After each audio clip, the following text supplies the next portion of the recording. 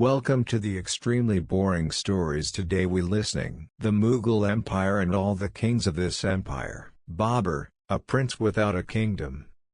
You begin this story not in India, but far away from it, in a landscape of cold mornings, narrow valleys, and dust that never quite settles. This is Central Asia in the late 15th century. Life here does not move quickly. Winters are long. Food must be planned. Alliances are temporary. Survival depends less on ambition and more on patience. Babur is born into this world in 1483, in the small city of Andijan, in the Fergana Valley.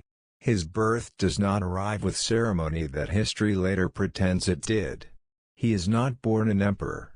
He is born a minor prince in a fragile kingdom, surrounded by relatives who are also rivals. His father rules a small territory. His mother's family once ruled greater lands, but those days are already fading. What matters here is not glory but inheritance. And inheritance, in Babur's world, is never stable. When Babur is just 12 years old, his father dies suddenly, some say by accident, others by carelessness. The details are unclear, and that uncertainty matters. It teaches Babur early that history is often written without precision. What remains certain is this: a boy becomes ruler of Fergana before he understands what ruling means. At 12, Babur inherits a throne that barely functions. His nobles do not trust him. His relatives see opportunity. His army exists on paper more than in reality. The land produces enough grain to survive, not to expand. His education, however, has been thorough in one area: observation. You should picture Babur not as a heroic child but as a quiet one. He reads, listens, records. He writes notes about weather, about people, about food shortages. These details seem boring, but they form the foundation of his later decisions. He learns early that rulers who ignore small things do not rule for long. Within months of his accession, his uncles rebel. Governors defect. Soldiers demand pay that does not exist. Babur loses and regains control of his capital more than once. Each time, the process is the same: negotiation, betrayal, retreat, return. Nothing dramatic. Just repetition. This is how Babur learns something important: power is not seized once. It must be reassembled constantly. At 14, Babur sets his eyes on Samarkand. This is not a strategic decision so much as a symbolic one. Samarkand was once ruled by his ancestor Timur. The city represents legitimacy, memory, and recognition. To hold Samarkand is to be seen as more than a local prince. Babur captures the city briefly. The victory is quiet. There are no celebrations that last long. Almost immediately, his original territory in Fergana collapses behind him. He holds Samarkand but loses his base. His soldiers desert. Supplies run out. The city becomes a burden rather than a prize. Within months, Babur loses Samarkand too. You should pause here, because this pattern will repeat. Gain. Loss. Retreat. Survival.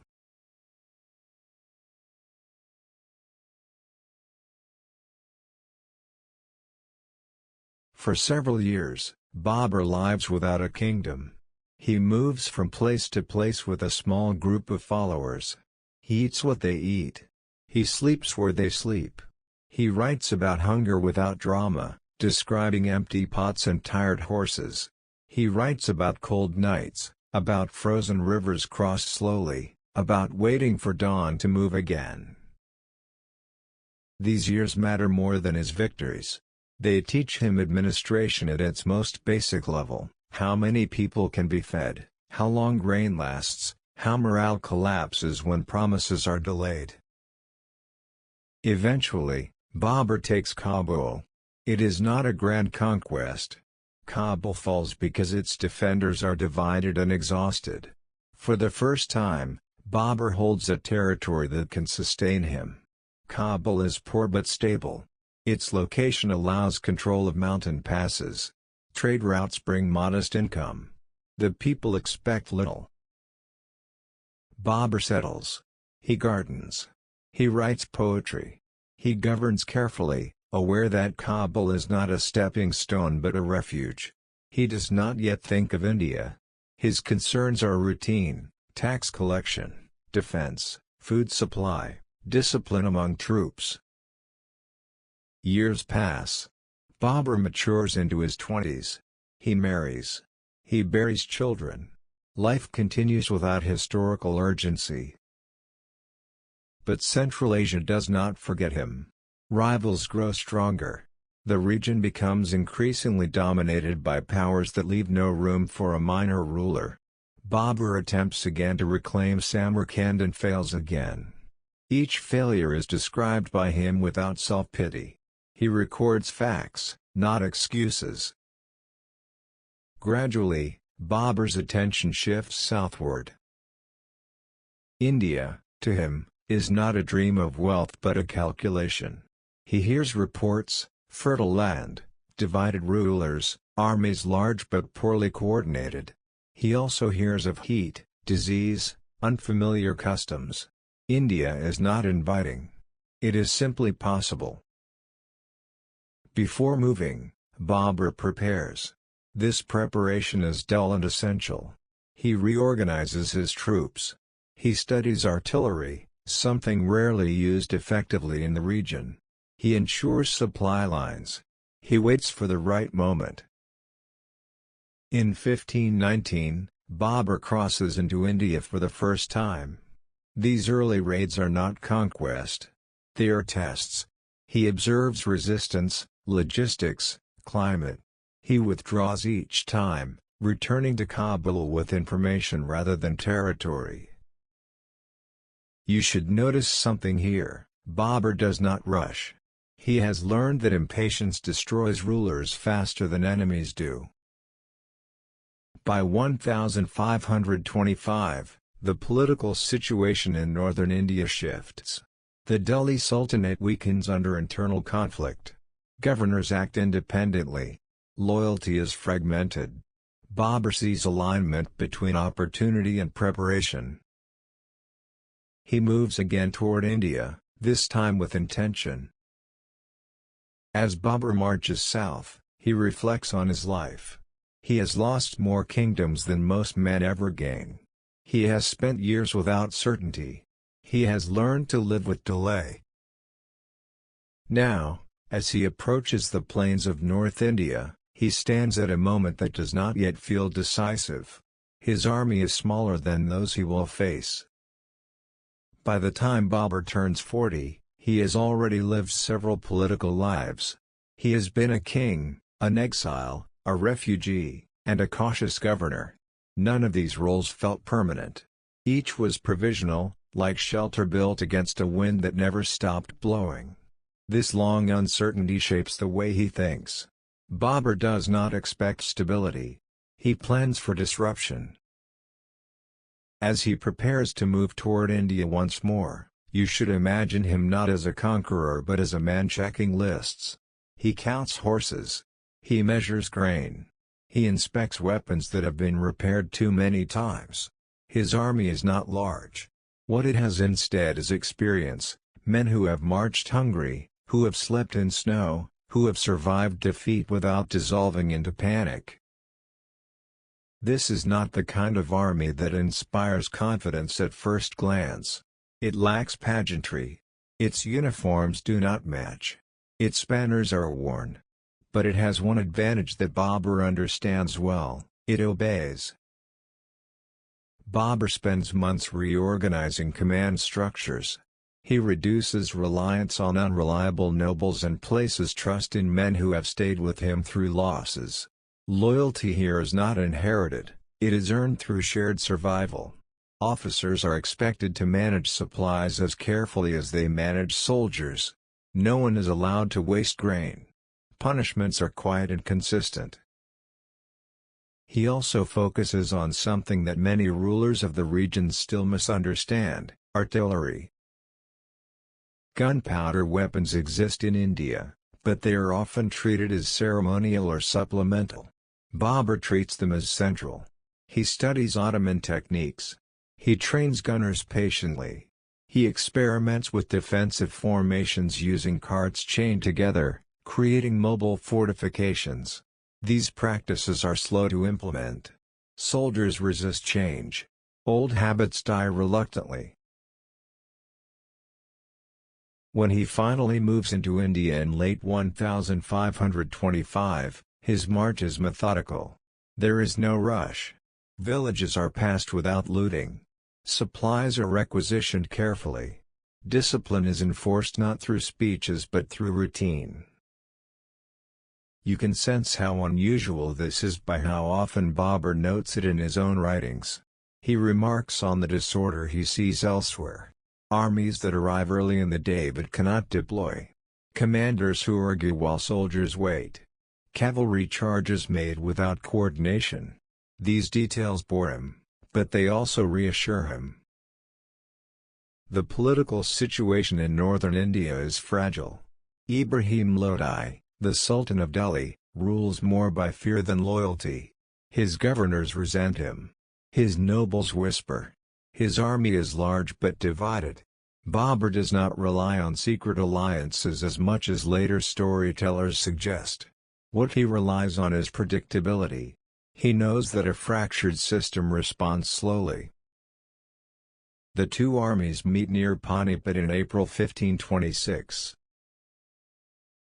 This moment is often described as dramatic, but in reality it unfolds gradually. Babur positions his troops carefully. Trenches are dug. Carts are chained. Artillery is placed behind defensive barriers. His army waits. Ibrahim Lodi arrives with a much larger force. Numbers matter, but coordination matters more. Lodi's troops advance without cohesion. The noise is immense. The movement is uneven. Babur watches, not with excitement, but with attention. When battle begins, it is not a sudden explosion. It is a series of controlled responses. Artillery fires not continuously, but deliberately. Cavalry maneuvers are timed. When Babur orders flanking movements, they are executed without hesitation. The result is not immediate victory but gradual collapse. Lodi's forces press forward and then break. Confusion spreads faster than courage. Orders are lost. Panic follows. Ibrahim Lodi dies on the field. By the end of the day, Babur has won. But victory does not feel like triumph. Babur records exhaustion, not celebration. He walks the field. He notes casualties. He worries about supply lines. He understands something important: taking a city is easier than keeping it. Delhi falls soon after. Agra follows. Here, Babur encounters a problem he has never faced before: abundance. India's wealth overwhelms his expectations. Gold, grain, craftsmen, elephants, resources are suddenly plentiful. This abundance creates new risks. Soldiers grow complacent. Officers argue over rewards. Old loyalties weaken. Babur responds by distributing wealth quickly and deliberately. He avoids hoarding. He understands that visible generosity stabilizes rule in the short term. At the same time, he begins imposing administrative order. Taxes are assessed. Officials are appointed. Records are kept. But India does not submit quietly. Rajput rulers resist. Local elites test Babur's strength. Rumors spread that this foreign ruler cannot last. Babur himself grows ill. The climate affects him. He misses Kabul. He writes often about gardens, about familiar mountains, about cool air. In 1527, he faces one of his greatest challenges, Rana Sanga of Mewar. This is not merely a military confrontation, it is a test of legitimacy. Rana Sangha commands respect among Rajputs. His coalition is large and motivated. Before the battle, Babur addresses his troops. He speaks not of conquest but of survival. He frames the conflict as unavoidable. He makes vows.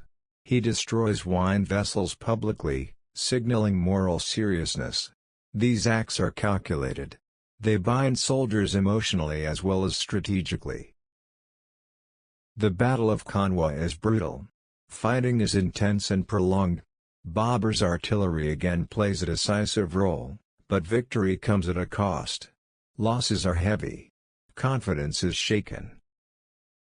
When Babur wins, he knows that military success alone will not secure his position. Resistance continues in scattered forms. Administration becomes harder as the territory expands. Communication slows. Local customs complicate governance. Babur begins to understand the limits of conquest. His health worsens. He spends more time reflecting. He writes less about ambition and more about balance. He worries about succession. His sons are young. He observes their strengths and weaknesses carefully. The empire he has created is fragile. It rests on discipline, not tradition. It depends on his personal authority. There are no deep roots yet, only scaffolding. You can feel the weight pressing in on him, the knowledge that founding an empire is easier than ensuring it survives beyond its founder. As Babur looks toward the future, his thoughts turn not to expansion but to continuity. He has done what few expected. He has won when patience finally aligned with opportunity. When Babur finally allows himself to rest, it is not because his work is finished, but because his body insists. Victory has given him territory, not peace. The empire he now rules stretches farther than any land he governed before, yet it feels less familiar than the valleys of his youth. India remains, in many ways, foreign to him, its heat, its rivers, its rhythms of daily life. He governs it carefully, but without affection. You should imagine Babur in these final years not as a triumphant emperor seated comfortably on a throne, but as a man managing decline while trying to prevent collapse. His days are structured. Mornings begin with reports, grain yields, troop movements, tax disputes. Afternoons are spent in councils. Evenings bring writing, quiet reflections rather than declarations. Babur understands something fundamental: conquest has an afterlife. Armies leave damage that must be repaired slowly. Soldiers expect reward but discipline resists indulgence. Local elites must be incorporated without allowing them to dominate. These are not problems that can be solved quickly. He does not attempt sweeping reforms. Instead, he stabilizes. He keeps existing systems where they function and adjusts them where they fail. Revenue collection continues largely through local intermediaries. Babur supervises rather than replaces. This restraint is deliberate. Sudden change invites rebellion. Yet resistance does not disappear. Scattered uprisings persist. Rajput chiefs test the edges of Mughal authority. Former Lodi loyalists attempt small revolts. Babur responds predictably: limited force, clear punishment, no prolonged cruelty. He avoids excess. He knows fear works only briefly. Throughout this period, Babur worries increasingly about succession. His eldest son, Humayun, does not resemble him. Where Babur is cautious, Humayun is impulsive. Where Babur plans patiently, Humayun trusts fate. These differences trouble Babur, but he does not hide them behind flattery. He writes honestly about his son's weaknesses, hoping awareness might become correction. Babur falls seriously ill in 1530. The illness lingers. Treatments are ineffective. His court grows anxious. Rumors spread. Power invites speculation even before it is vacant. There is a story, often retold, that Babur offers his life in exchange for Humayun's recovery when his son becomes gravely ill. Whether literal or symbolic, the story reflects how Babur sees his role at the end, not as conqueror, but as caretaker of a fragile future. Babur dies later that year. His death is quiet. There are no grand last words recorded with certainty. Administration continues the next morning. Orders must still be issued. Grain must still be measured. Soldiers must still be paid. Humayun inherits an empire that looks impressive on maps but lacks depth. There is no long-standing bureaucracy yet. Loyalty depends on memory of Babur rather than institutional trust. The army remains effective, but it is tied to personal relationships rather than permanent structures. Within a decade, Humayun will lose much of what Babur built. But this does not diminish Babur's achievement. It clarifies it. Babur did not build a finished empire. He built a possibility. He demonstrated that India could be ruled differently, through discipline rather than intimidation, through organization rather than spectacle. His reign is brief, but its influence lasts because it creates a template others will refine. Later Mughal rulers will learn from his restraint. Akbar will deepen administration. Shah Jahan will monumentalize power. Aurangzeb will codify control. All of them, in different ways, inherit Babur's understanding that endurance comes from managing ordinary details consistently. You are left, at the end of Babur's story, with a paradox. His greatest success, the founding of the Mughal Empire, comes from a lifetime of failure, patience, and adjustment. He wins not by brilliance alone, but by surviving long enough to apply what failure taught him. History often celebrates the moment of victory and forgets the decades of waiting that made it possible. Babur's life asks you to look more closely at those waiting years, the years when nothing seems to happen, but everything important is being learned. Humayun, the emperor who lost everything. You enter Humayun's story at a moment that feels stable on the surface. The empire exists. The throne is intact. The armies remain loyal, at least formally. Coins are still minted in the emperor's name. Courtiers bow. Orders are written and carried across distances that Babur once crossed with uncertainty. But stability, as you slowly realize, is not the same thing as strength. Humayun becomes emperor in 1530, not through struggle, but through inheritance. This single difference shapes everything that follows. Where Babur learned rule through loss, Humayun begins with possession. He does not arrive at power by clawing his way upward. He steps into it, already surrounded by ceremony, expectation, and inherited authority. You should imagine Humayun as intelligent, generous, and deeply sincere, but also distracted. He is interested in astrology, omens, and symbolism. He believes order exists beyond human planning, and that rulers align themselves with it rather than impose it. This belief is not foolish, but it is dangerous in an empire that has not yet learned to govern itself. One of Humayun's first decisions reveals his temperament clearly. Instead of centralizing power, he divides the empire among his brothers.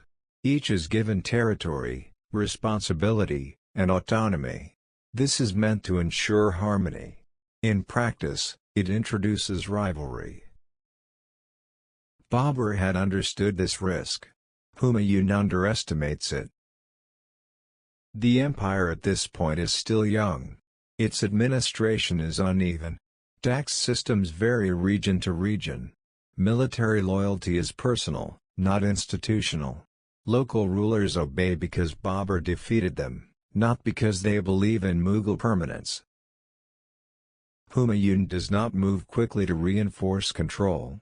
He spends long periods at court, consulting astrologers to determine auspicious days for action. Campaigns are delayed. Decisions are postponed. Rivals observe quietly. In the east, a man named Sher Khan begins to consolidate power.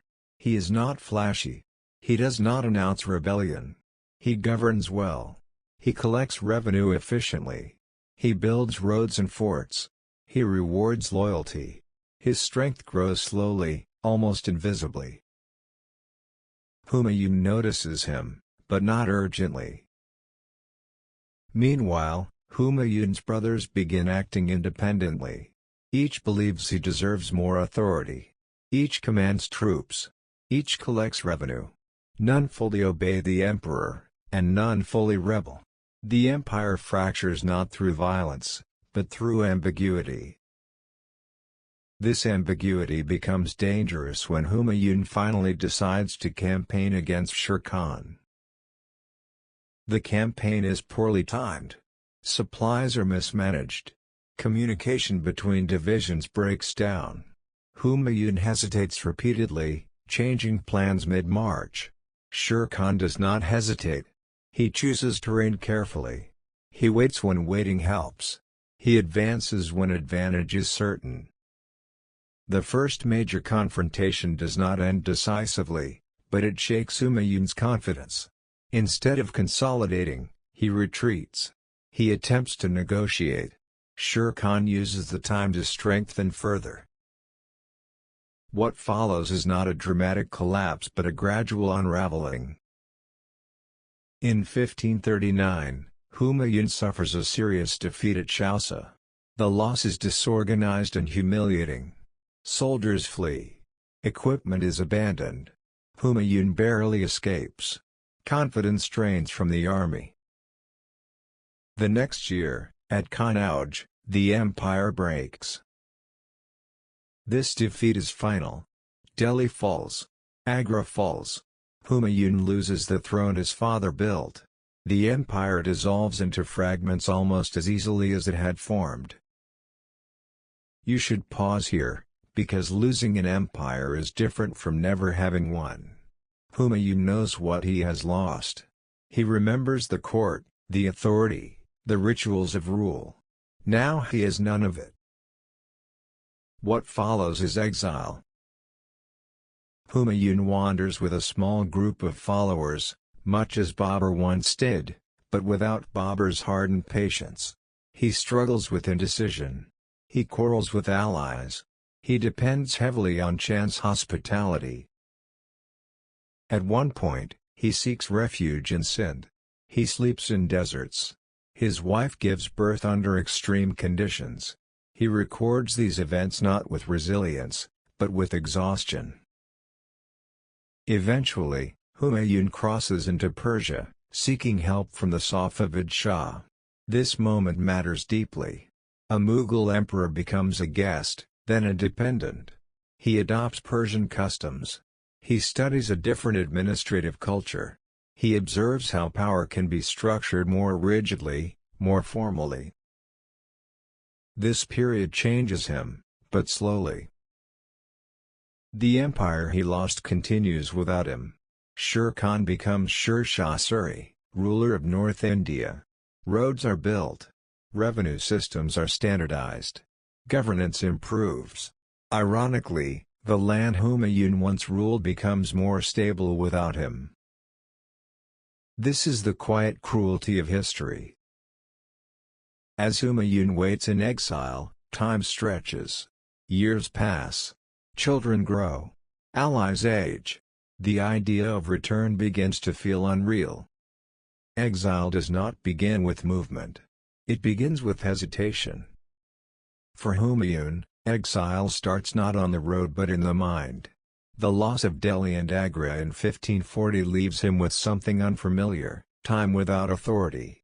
No court schedules demand his presence. No officials wait for decisions. The silence is not peaceful. It is disorienting. You should picture Humayun in these early months after defeat not as a wandering hero, but as a displaced ruler struggling to accept irrelevance. He still issues orders occasionally, though few obey. He still speaks as emperor, though no capital remains to hear him. He moves westward slowly, stopping often, relying on local chiefs who offer shelter out of courtesy rather than loyalty.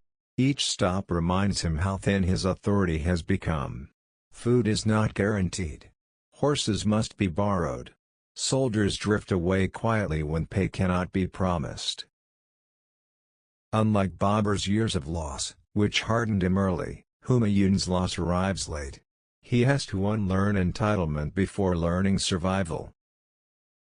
In Sindh, the conditions are harsh. Heat dominates the day. Water is scarce. His entourage shrinks. Arguments become frequent.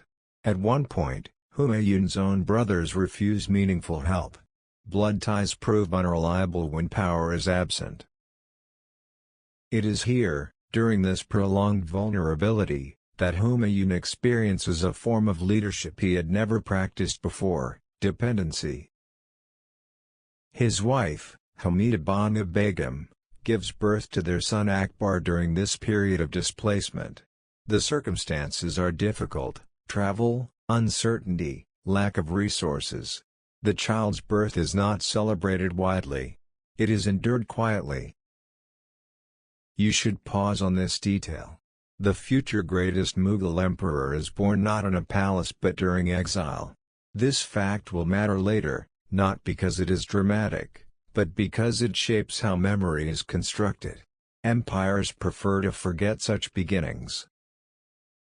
As Humayun's situation worsens, options narrow. India is lost. His brothers are unreliable. Local allies are exhausted. There remains only one possibility: Persia. Seeking help from the Safavid Shah is a decision Humayun delays. It requires humility. It requires religious compromise. It requires accepting subordinate status. But delay offers nothing. When Humayun finally reaches the Persian court of Shah Tahmasp, the contrast is striking. Order replaces chaos. Ritual replaces improvisation. Persian administration is formal, hierarchical, and deeply ceremonial. Decisions are slow but deliberate. Records are precise. Roles are defined clearly. Humayun observes everything. At first, he is treated cautiously. A fallen emperor is both a guest and a risk. But over time, Humayun earns support. He adopts Persian dress. He participates in court rituals. He learns how symbolism reinforces authority. He studies governance not through theory, but through exposure. This period reshapes him quietly. He also converts formally to Shia Islam during his stay, a move driven as much by political necessity as conviction. The decision is pragmatic. Humayun is learning something Babur understood instinctively: ideology serves survival, not the other way around. In return for support, Humayun agrees to Persian influence in future governance. Advisors are assigned. Troops are promised. Conditions are set. Power, here, is transactional and explicit. When Humayun finally leaves Persia with military backing, he is no longer the same ruler who lost Delhi. He has been stripped of illusion. He understands now that administration matters as much as charisma, and discipline more than destiny. The reconquest does not begin in India. It begins on the margins. Kandahar falls first. Kabul follows. These victories are modest, but they restore confidence. Humayun proceeds cautiously, consolidating before advancing. He avoids splitting authority. He centralizes command. He listens more than he speaks. The empire he seeks to reclaim is different now. Sher Shah Suri has ruled effectively. Roads connect regions. Revenue systems are standardized. Administration functions efficiently. The irony is sharp: the land Humayun wants back is better governed than when he lost it. Sher Shah dies unexpectedly in 1545. His successors lack his discipline. The Sur dynasty begins to fracture. Authority weakens. What Humayun once failed to exploit, he now recognizes instantly. He waits. This waiting is deliberate. He observes the breakdown carefully. He gathers intelligence. He ensures supply lines. He refuses premature action. The man who once delayed because of superstition now delays because of calculation. When Humayun finally advances into India again in the mid-1550s, resistance is uneven. Cities open their gates quietly. Officials defect pragmatically. The empire returns not through dramatic conquest, but through negotiated acceptance. In 1555, Humayun re-enters Delhi. The return is subdued. There is ceremony, but no excess. Humayun understands now how fragile his second chance is. He reinstates Persian-trained administrators. He reorders the court. He avoids overextension. But time is not generous. Only months after reclaiming the throne, Humayun suffers a fatal accident. He falls while descending stairs in his library, distracted, perhaps tired. The death is sudden. There is no time for final reforms. Once again, the empire faces transition. But this time, something has changed. Humayun leaves behind not just territory, but structure. Persian administrative practices remain. Advisors are in place. His son, Akbar, though young, inherits a more organized state than Humayun once did. When Humayun finally sits again on the throne of Delhi in 1555, the moment is quieter than anyone expects. There are no extended celebrations, no public proclamations meant to erase the memory of exile. Instead, there is a sense of urgency. He knows how little time he has, not in years, but in opportunity. You should imagine Humayun now as a man changed not by triumph, but by instruction. Exile has taught him restraint. He no longer divides authority among brothers. He no longer delays decisions in search of auspicious signs. He acts, but carefully. Each order is weighed. Each appointment is deliberate. The court itself looks different. Persian influence is visible everywhere. Administrative language shifts. Rituals become more formal. Hierarchy is clearer. Power is no longer performed casually, it is structured. Humayun focuses first on restoring control over the center. Delhi and Agra must function before the provinces can be addressed. Revenue assessments are updated. Officials are rotated to prevent local entrenchment. Military commanders are held accountable to civilian administration. These changes are modest but meaningful. They suggest a ruler who finally understands that empires survive not on ambition, but on systems. Yet Humayun has little time to implement them fully.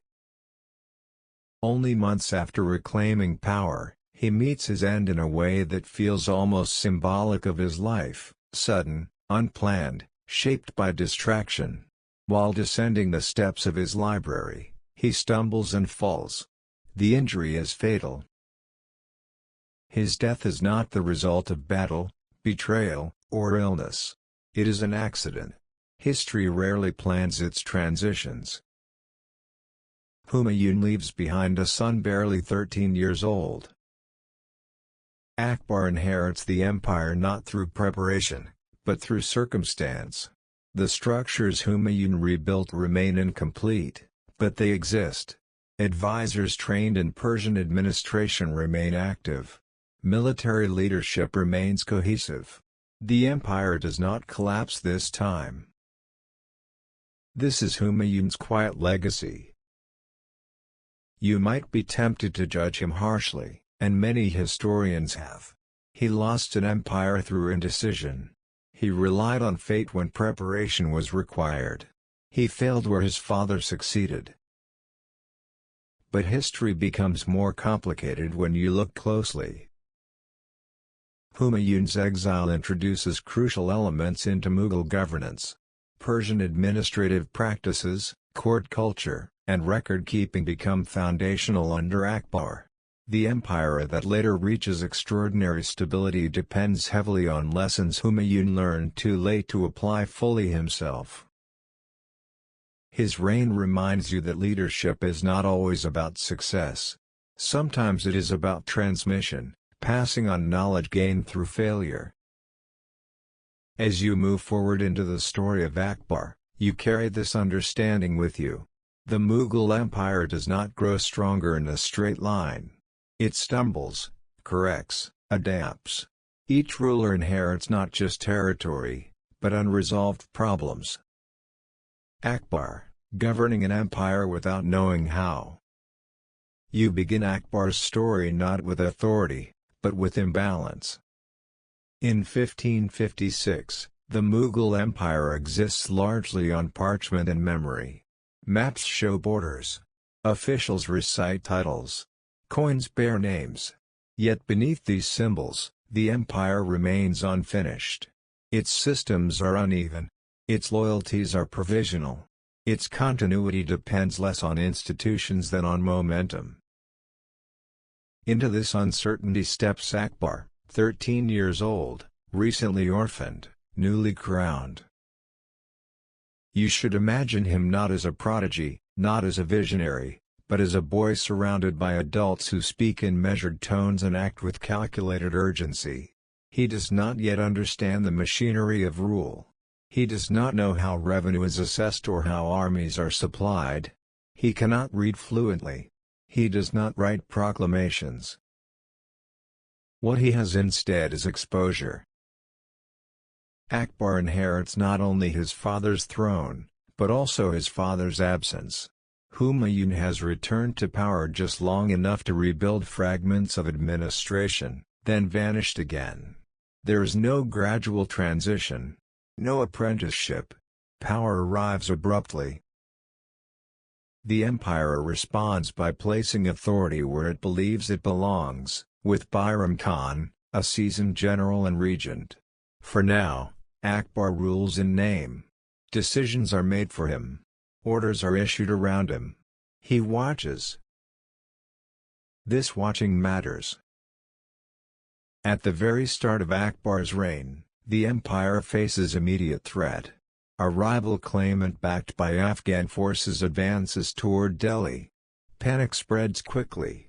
The army mobilizes not because Akbar commands it, but because delay invites collapse. The Battle of Panipat is fought again in 1556, only 30 years after Babur's decisive encounter. This time, Akbar is present but not directing. He observes from a distance. The battle is won through experience, not innovation. Victory preserves the empire, but it does not stabilize it. What stabilization requires is time. Akbar spends his early years moving between camps and courts, listening more than speaking. He watches how commanders treat soldiers, how officials collect revenue, how local elites negotiate power. He sees how authority is performed, through posture, ceremony, repetition. He also notices inconsistency. Revenue demands vary dramatically from region to region. Some farmers pay predictable shares. Others are squeezed arbitrarily. Military commanders often collect taxes directly, blurring civilian and military authority. Corruption exists not as scandal, but as routine. This is important. Corruption does not shock Akbar because he does not yet know alternatives. What shocks him instead is unpredictability. People cannot plan when rules change constantly.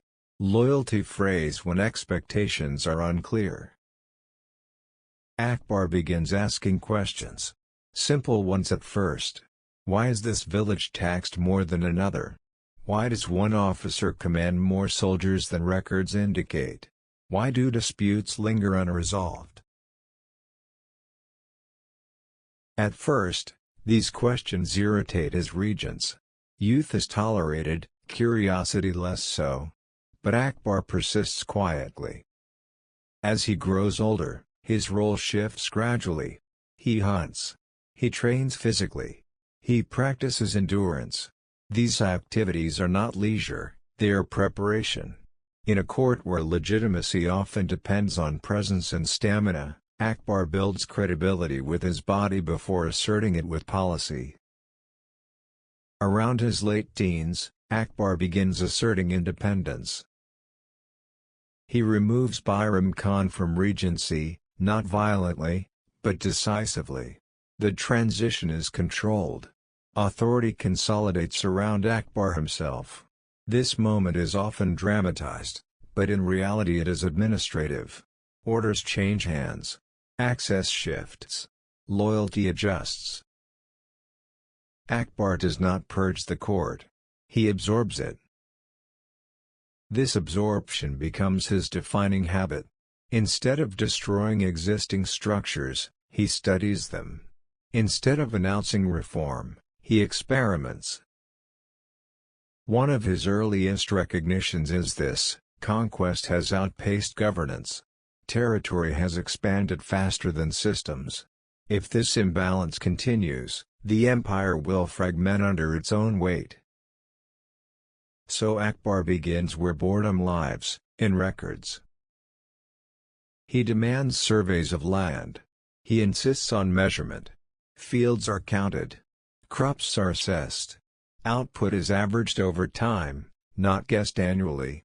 Revenue expectations become predictable. Farmers begin knowing what will be demanded of them months in advance. This process is slow. It requires scribes. It requires standard units. It requires patience. Many resist. Some cheat. Akbar persists. You should notice the absence of drama here. There are no proclamations of justice. No sudden transformations. Just accumulation of data. Akbar also begins redefining loyalty. Nobility is no longer inherited privilege alone, it becomes conditional service. Rank corresponds to obligation.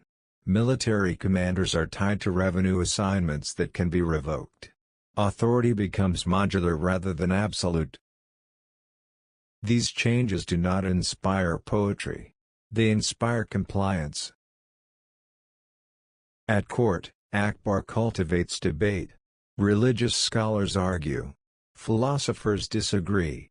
Akbar listens, not to reach truth immediately, but to understand difference. He does not commit quickly. He allows contradiction to exist without resolution. This tolerance is practical, not idealistic. An empire of diversity cannot be governed through uniform belief. Akbar senses this intuitively, even before articulating it. Daily life under Akbar changes slowly.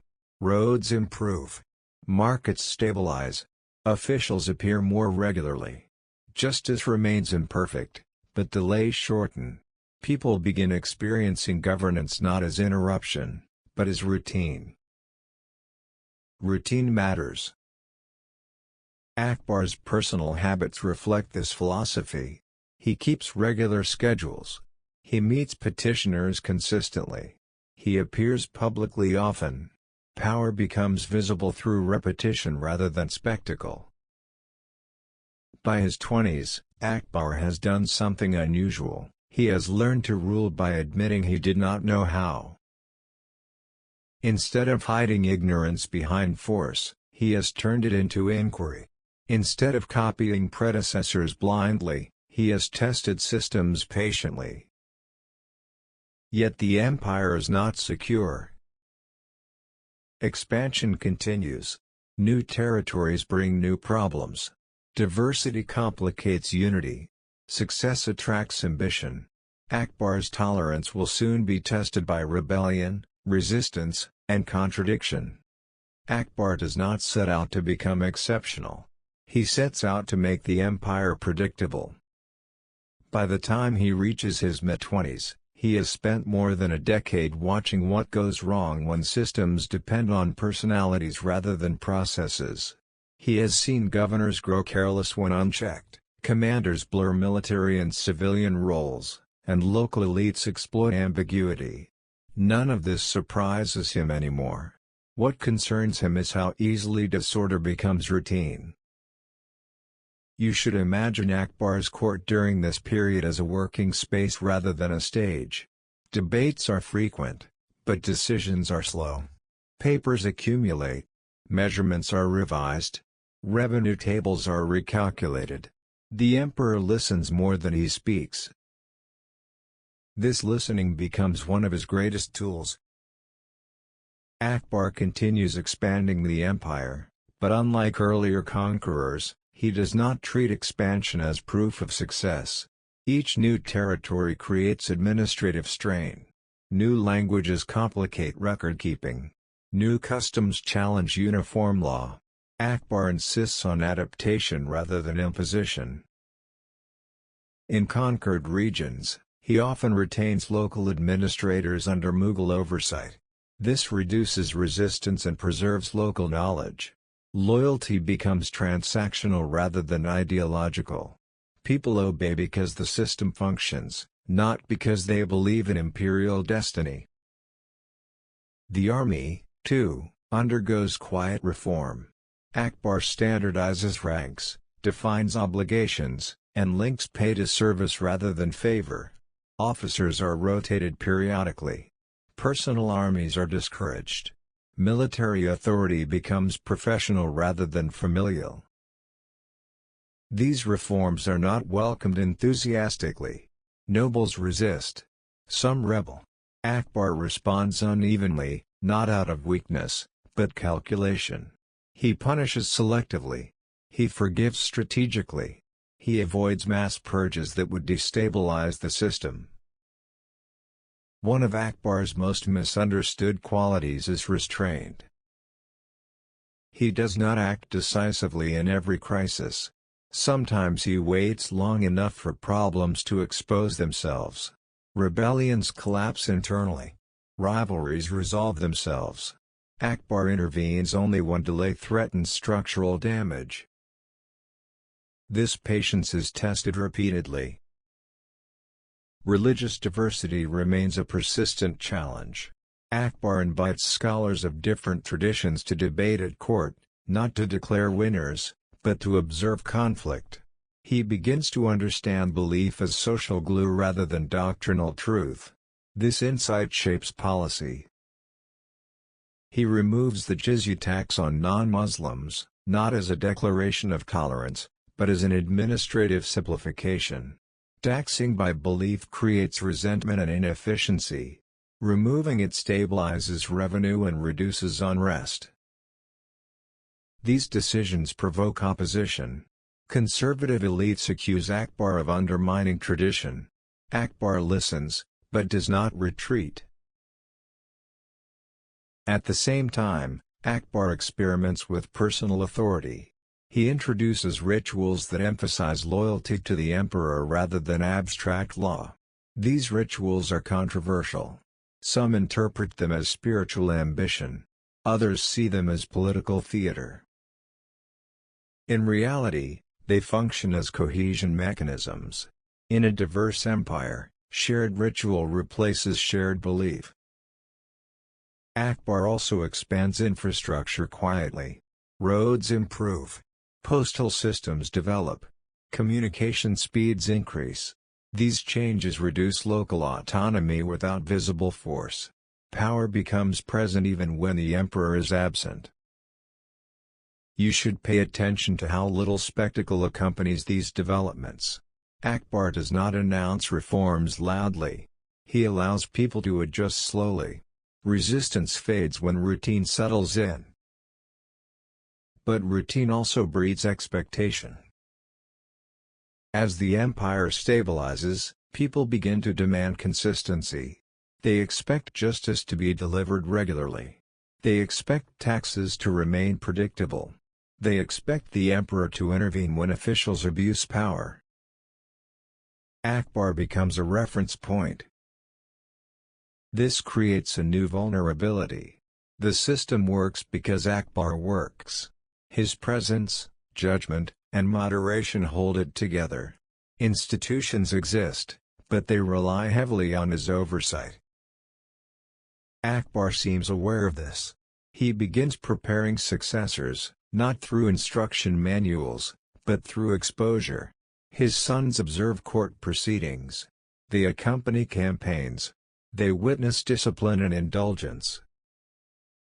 Yet none fully absorb his approach. By the end of this period, Akbar has transformed the Mughal Empire into something durable. It no longer depends entirely on conquest. It functions administratively. It accommodates diversity pragmatically.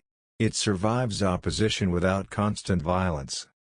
As Akbar grows older, the empire grows quieter. Not calmer, quieter. This distinction matters. Calm implies resolution. Quiet implies routine. Under Akbar, rebellion does not vanish, but it becomes manageable.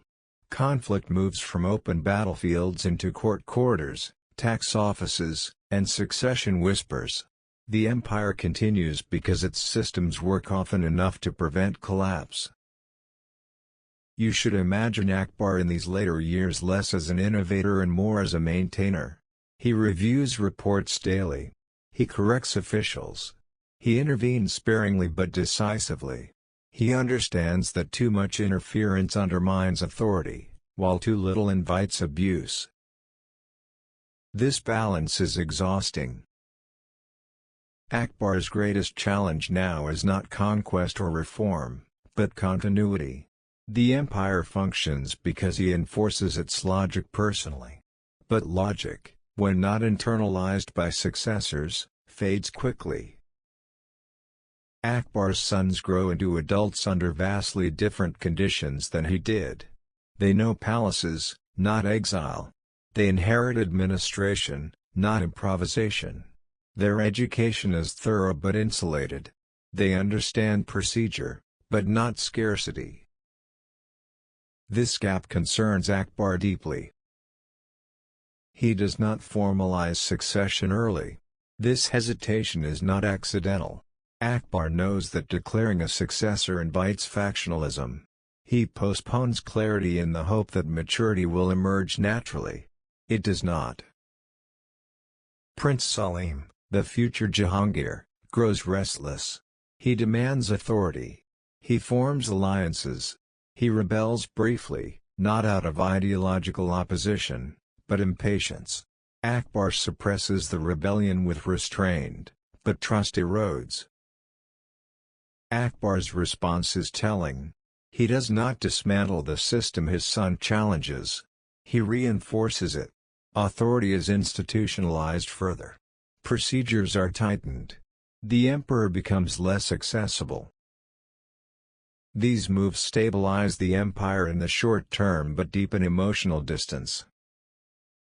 In his final years, Akbar reflects often. He continues religious discussions, but with less urgency. He walks less. He listens more. He delegates cautiously. His health declines. When Akbar dies in 1605, the transition is smoother than expected. Jahangir ascends without major resistance. The systems hold. This is Akbar's final success. Yet the empire begins changing immediately. Jahangir rules with confidence but less patience. He relies more on favorites. He enjoys ceremony. Administration continues, but oversight relaxes. Akbar's legacy endures not as policy, but as expectation. People remember that governance can be fair, predictable, and pragmatic. When it falters, they compare. Akbar's reign teaches you something quiet and enduring. Greatness in history is often measured not by dramatic acts, but by how long normal life continues uninterrupted. Akbar's court, paperwork, patience, and power. If you want to understand how the Mughal Empire actually worked, you do not start on a battlefield. You start in a room where nothing seems to be happening. The court of Akbar is not loud most of the time.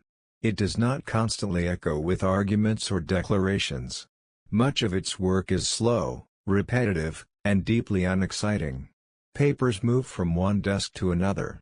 Figures are copied and recopied. Clerks argue over measurements. Officials wait, sometimes for hours, before being allowed to speak. This waiting is not accidental. It is the system. You should imagine Akbar's court as a place designed to absorb time. People do not rush decisions here. They circle them. They return to them. They check what was decided last year and the year before that. Power in this space is exercised not by shouting orders, but by deciding when something will finally be written down. Akbar understands this instinctively. He has learned, through observation, that empires do not collapse because of a single bad decision. They collapse because thousands of small decisions are made inconsistently. So he builds a court that resists speed. Every day begins with routine. Reports arrive from provinces, crop yields, tax disputes, troop movements, market prices. None of these reports are exciting. That is why they matter. They tell the emperor what ordinary life looks like across an enormous territory. Akbar reads summaries, not every page. Advisors distill information. Scribes verify numbers. Discrepancies are flagged quietly. When figures do not match expectations, no one panics. The question is not who is guilty, but what changed. This approach marks a departure from earlier courts, where information often arrived only when crisis forced it to. Under Akbar, boredom becomes preventative maintenance. The men who populate this court are not chosen for brilliance alone. They are chosen for endurance. A good official is not one who proposes grand reforms, but one who shows up every day and remembers how things were done last month. Akbar encourages this memory. He insists on written records. Oral orders are discouraged. Decisions must be traceable. If a dispute arises, someone must be able to point to a document and say, "This is what was agreed." The document matters more than the speaker. This emphasis on paperwork transforms power quietly. Authority shifts from individuals to processes. Even nobles begin to understand that influence flows through files, not favor alone. You can see this most clearly in the revenue system. Land surveys are ongoing. Fields are measured repeatedly, not once. Crop patterns are observed over years. Average yields are calculated carefully. Taxes are based on long-term assessment rather than annual guesswork. This means farmers know what to expect. Predictability reduces resistance. Revenue collection becomes dull, and therefore reliable. Officials tasked with collection are monitored closely. They submit accounts. Their figures are checked. When irregularities appear, investigations follow, not immediately, but methodically. Punishment, when it comes, is quiet. Removal from office is more common than public disgrace. Akbar understands that fear destabilizes administration. Routine sustains it. At court, disputes are constant. Petitions arrive from merchants, farmers, soldiers' families, religious institutions. Akbar hears many of them personally, but not all. He delegates extensively. What matters is not that every grievance reaches him, but that people believe it could.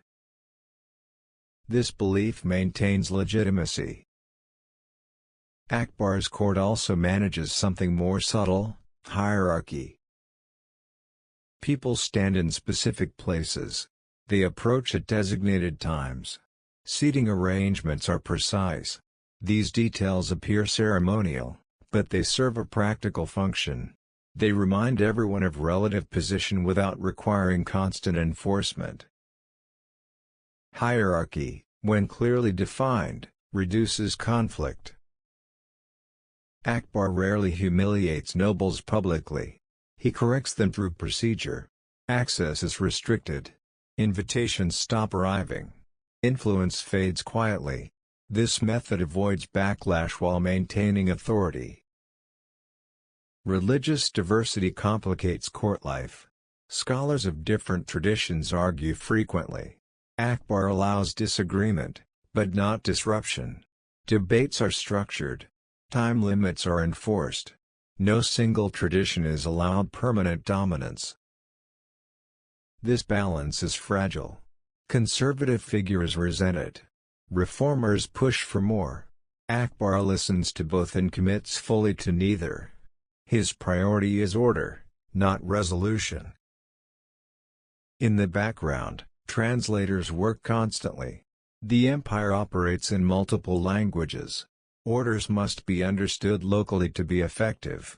Translation becomes a form of power. What is translated accurately survives. You should notice how invisible these workers are in most histories. Yet without them, the empire would fracture linguistically. Akbar values competence over lineage in these roles. A good clerk is retained regardless of background. Skill becomes its own form of legitimacy.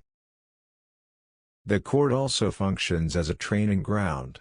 Young nobles learn patience here. They wait. They observe. They learn when to speak and when silence serves better. Ambition is shaped slowly. Some resent this restraint. Others adapt. This adaptation is what allows the empire to survive expansion. As territory grows, Akbar's court does not become overwhelmed. It absorbs complexity by slowing down. Power here is not fast. It is heavy. You might find this unremarkable, and that is the point. The Mughal Empire under Akbar does not rely on constant displays of dominance. It relies on making administration boring enough that rebellion feels exhausting by comparison. If you remain in Akbar's court long enough, you begin to understand that waiting is not passive. It is a discipline. People do not wait here because the emperor is careless with time. They wait because time itself filters ambition. Those who cannot endure delay reveal impatience. Those who endure reveal adaptability. Akbar uses this without announcing it.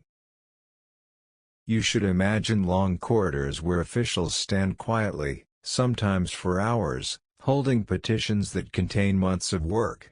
No one complains openly. Complaints mark impatience. Impatience is remembered. Akbar's court does not reward speed. It rewards persistence. This approach reshapes behavior. Officials learn to anticipate questions before they are asked. Documents arrive better prepared. Numbers are double-checked. Language becomes cautious. Overstatement fades. The court becomes self-correcting. Akbar reinforces this by structuring access carefully. Not everyone speaks to the emperor directly. Layers exist. Advisors filter information. This filtering is not meant to isolate Akbar, but to reduce noise. He wants clarity, not volume. Mistakes still occur. When they do, Akbar rarely reacts immediately. He allows patterns to emerge. A single error may be forgiven. Repetition is not.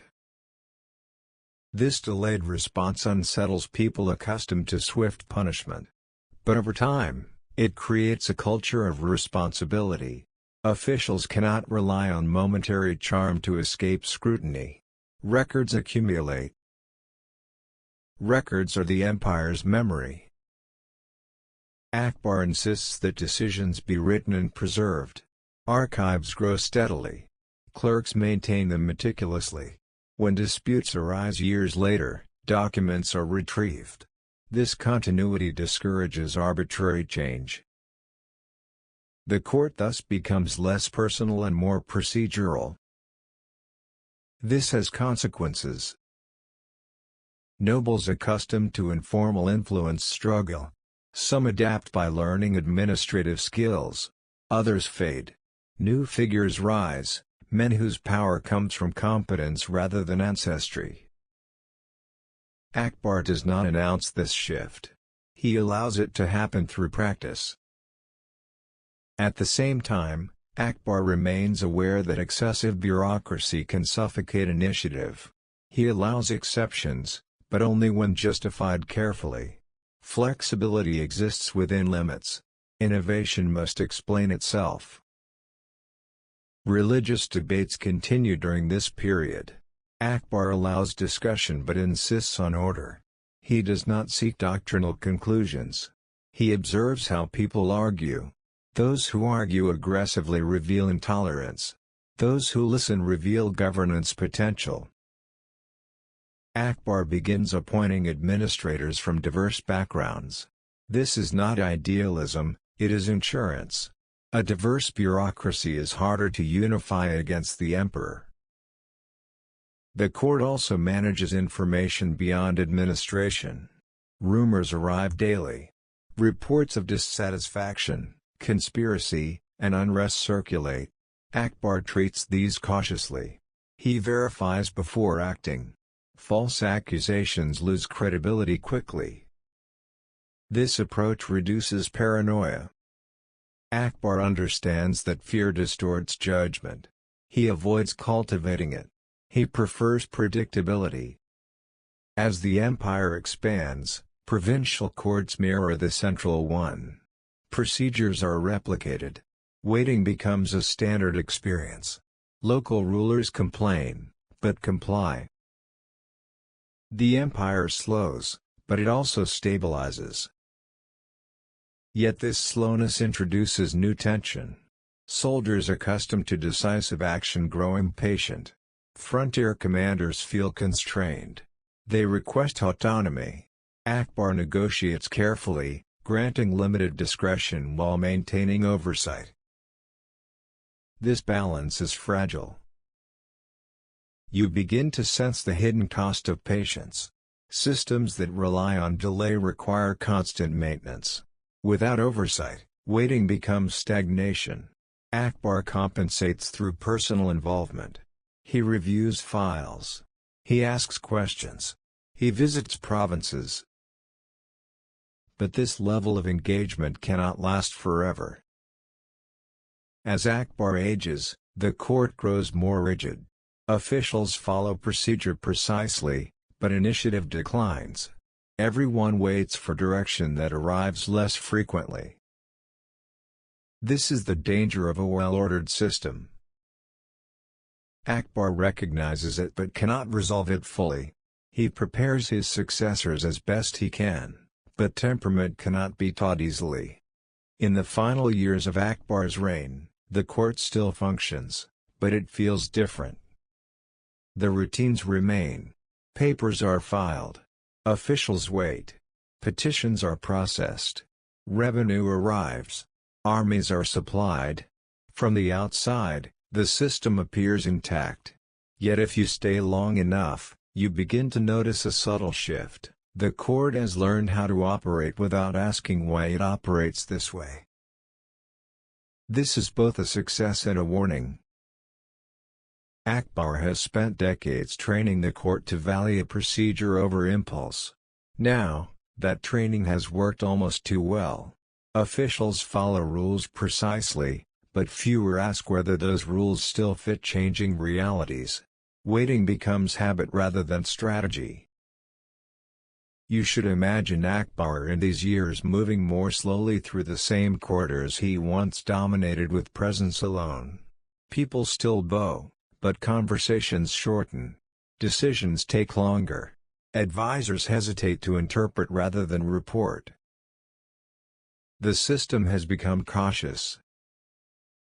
This caution protects stability, but it also limits adaptation. When new problems arise, shifting trade patterns, regional unrest, generational changes among the nobility, The court responds with familiar tools. Familiar tools are safe. They are also limited. Akbar notices this. He increases his personal involvement again, reviewing cases that should no longer require his attention. He questions numbers. He revisits decisions. He tries to remind the court that procedure exists to serve outcomes, not replace judgment. But systems resist being reminded. Many officials now owe their positions to mastery of process rather than insight. Their authority comes from following precedent accurately. Innovation feels risky. Risk invites scrutiny. Scrutiny threatens careers. So the court slows further. This slowness does not cause immediate collapse. In fact, it prevents it. Rebellions remain manageable. Revenue continues. Markets function. Ordinary people live predictable lives. This is Akbar's achievement, but also his inheritance problem. The court he built can survive moderate incompetence. It can survive disinterest. It can even survive partial neglect. What it cannot survive is deliberate dismantling or impatience at the top. Akbar understands this. He worries less about sudden chaos and more about erosion. As succession looms, factions form quietly. Courtiers align themselves with Prince Salim. Others hedge. Everyone continues performing loyalty through procedure. The system absorbs political tension without breaking. When Akbar dies in 1605, the transition is remarkably smooth. There is no administrative paralysis.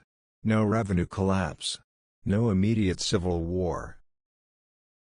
The court does what it has been trained to do, it continues.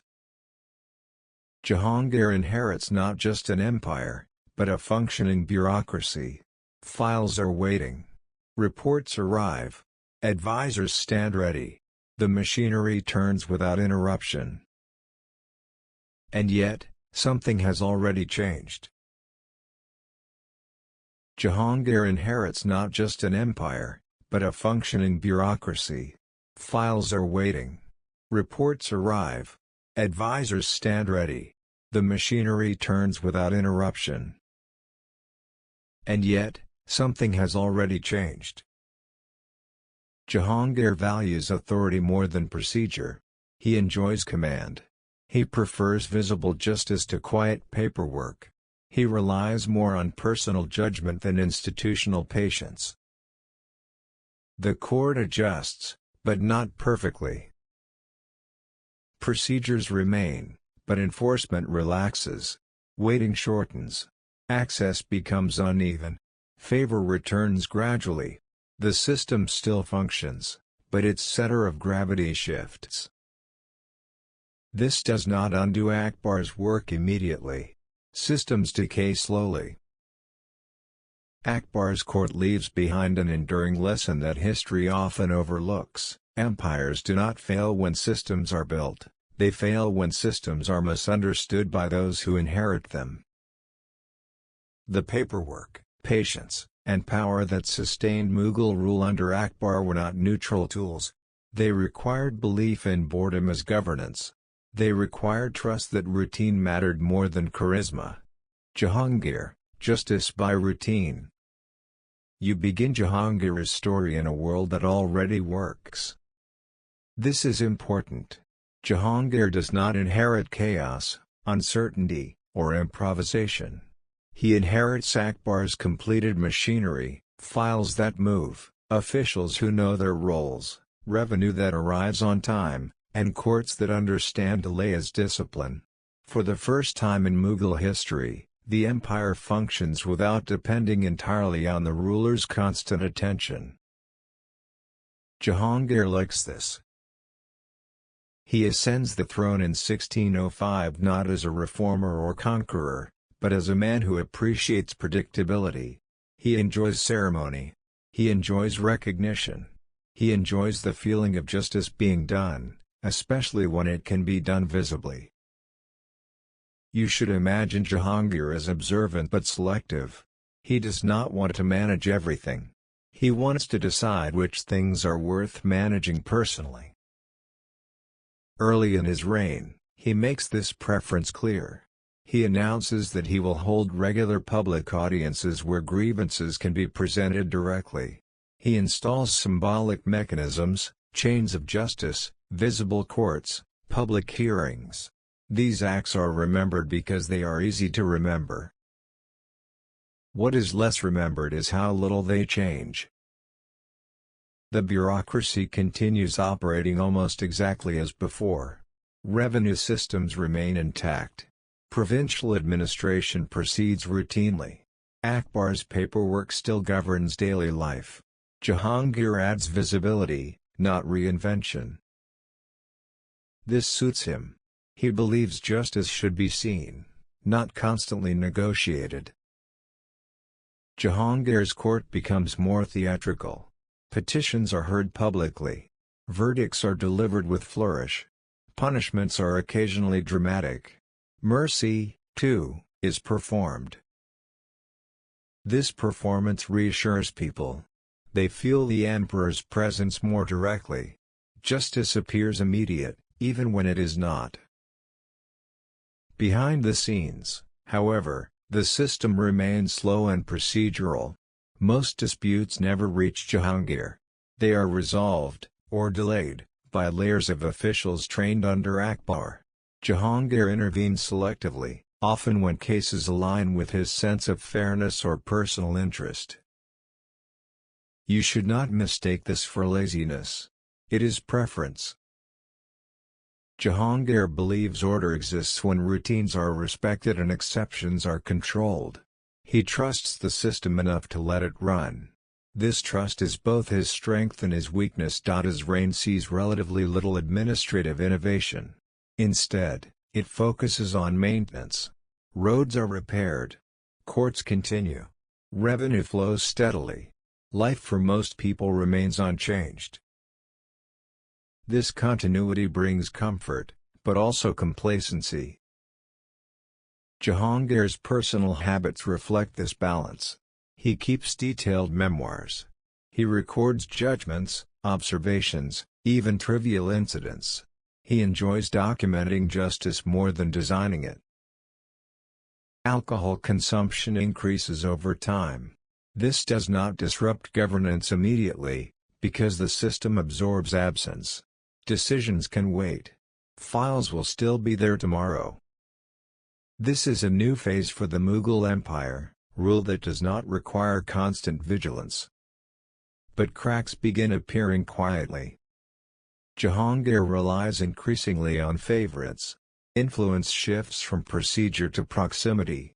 Some officials gain access beyond their formal roles. Others lose influence without explanation. The court adjusts, but uneasily.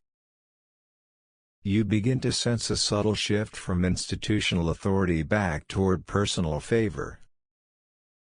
At the same time, Jahangir's wife, Nur Jahan, enters the center of power. She is intelligent, organized, and decisive. She understands administration better than most courtiers. Jahangir relies on her heavily. This reliance stabilizes governance in the short term. Decisions continue. Orders are issued. The empire functions. But authority becomes blurred. Who decides? Who enforces? Who is accountable? These questions matter less when routines hold, but they matter deeply when routines are tested. Rebellions occur sporadically. Jahangir suppresses them without overreaction. He trusts that the system will outlast disturbance. Often, it does. Yet each reliance on routine over reform carries cost. The system ages. Officials grow comfortable. Innovation slows further. By the middle of Jahangir's reign, the empire is peaceful, but static. You should notice how different this feels from Akbar's era. Stability remains, but curiosity fades. Debate exists, but less urgently. Governance continues, but without introspection. Jahangir does not see this as failure. He sees it as success. And for a time, he is right. Most people experience his reign as predictable. Justice arrives eventually. Taxes remain consistent. Markets function. The empire does not fracture. But history rarely punishes comfort immediately.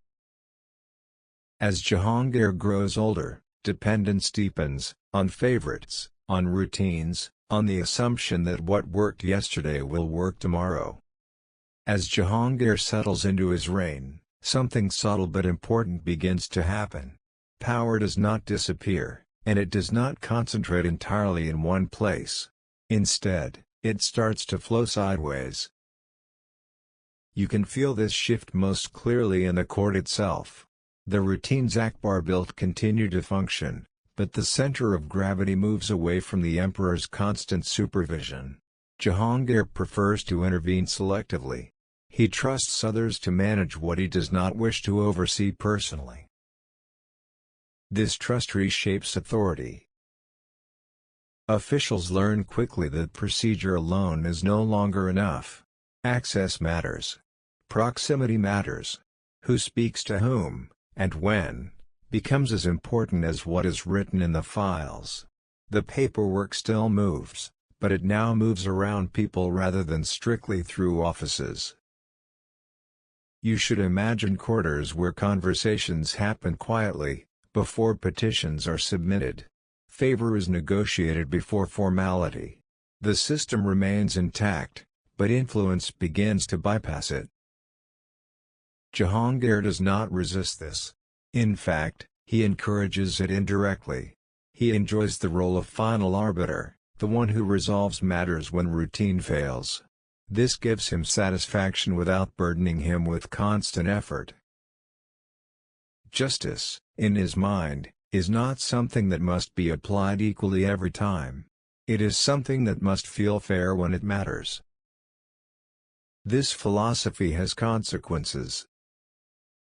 Nura Jahan's rise at court accelerates these changes. She is capable, disciplined, and decisive.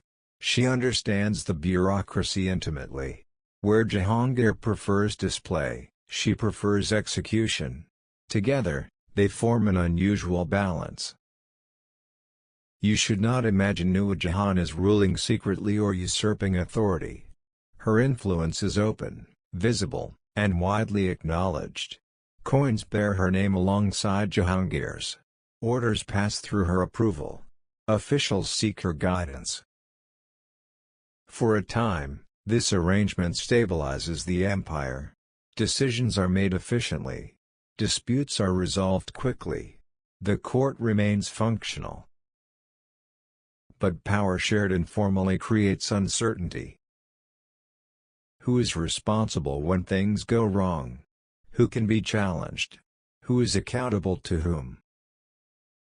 These questions remain unanswered because, most of the time, nothing goes wrong enough to force them into the open. Jahangir's reliance on routine allows the empire to absorb personal weaknesses. His indulgences do not immediately disrupt governance. The bureaucracy compensates. Provincial officials continue their work. Military command remains organized. This creates a dangerous illusion that systems can replace leadership indefinitely. Meanwhile, Jahangir's sons grow restless. Succession tensions simmer. Rebellions by princes occur sporadically, including one by Prince Khurram, the future Shah Jahan. Jahangir suppresses these uprisings, but not decisively. He negotiates, forgives, reassigns. He prefers restoration of routine over confrontation. Each rebellion resolved this way reinforces a pattern: disorder is temporary, and reconciliation is expected. This maintains peace, but it also weakens deterrence. At court, officials begin anticipating Jahangir's moods rather than adhering strictly to policy. Decisions shift subtly depending on who is present, who is favored, who is temporarily out of favor. The system adapts, but adaptation comes at the cost of consistency. You should notice that none of this results in immediate collapse. On the contrary, the empire continues to function smoothly. Markets operate. Revenue flows. Justice is administered, sometimes unevenly, but often adequately. This is why the changes are hard to see. Jahangir's reign demonstrates something deeply uncomfortable about historical systems: they can deteriorate quietly while appearing stable. Routine masks imbalance. As years pass, Jahangir becomes less physically active. He relies more on reports than observation. He intervenes less frequently. Nura Jahan's role grows more central. Factionalism increases, but remains contained within court politics. For ordinary people, life remains predictable. Taxes are assessed. Disputes are heard. Roads are maintained. Nothing dramatic announces decline. Yet the empire is no longer guided by a shared vision of governance. It is guided by habit. Habit is powerful. It carries systems forward when intention fades. But it cannot correct itself. By the later years of Jahangir's reign, the court feels efficient but directionless. It knows how to operate, but not where it is going. In the final years of Jahangir's reign, the Mughal Empire does something unusual. It continues. There is no dramatic decline. No sudden administrative collapse. No widespread rebellion that forces a reckoning. Instead, the empire moves forward under its own weight, guided less by intention than by habit. The routines Akbar built and Jahangir maintained have become strong enough to outlive active leadership. This strength is deceptive. You should imagine Jahangir now as an emperor increasingly distant from daily governance. His health declines. His indulgences increase. His direct interventions become fewer and more symbolic. He still holds court, still dispenses justice occasionally, still records observations in his memoirs, but the empire no longer waits for him to function. Officials make decisions without expectation of review. Provincial governors act with confidence. Military commanders follow established protocols. Justice is delivered because it is scheduled, not because it is demanded. This is efficiency without intention. Nura Jahan's influence remains significant, but even her authority begins to feel routine. Orders pass through expected channels. Court factions stabilize into predictable alignments. Conflicts repeat familiar patterns and resolve predictably. Nothing feels urgent. This lack of urgency is the defining feature of Jahangir's later reign. The empire has learned how to avoid crisis rather than how to confront it. Problems are delayed, redirected, softened. Few are solved permanently. Succession tension continues to simmer. Jahangir's sons maneuver carefully. Alliances shift. Plots are suspected but rarely proven. Jahangir responds with restraint, preferring reconciliation to decisive action. This choice maintains peace, but at a cost. By avoiding final resolutions, Jahangir leaves conflicts unresolved beneath the surface. Loyalty becomes conditional. Authority becomes negotiable. Everyone waits for the future rather than committing fully to the present. And yet, daily life remains stable. Markets open. Crops are harvested. Taxes are collected. Courts operate. For ordinary people, this stability matters more than imperial philosophy. They experience governance not as ambition, but as predictability. This is Jahangir's legacy. He proves that an empire can function competently even when its ruler governs lightly. He demonstrates that systems, once established deeply enough, can compensate for personal weakness. He also demonstrates the limits of this compensation. When Jahangir dies in 1627, the transition of power does not shock the empire. There is tension, yes, but not paralysis. The bureaucracy continues. Armies remain loyal. The court reorganizes itself around a new center. Prince Khurram ascends the throne as Shah Jahan. The system absorbs him easily. This absorption reveals something crucial.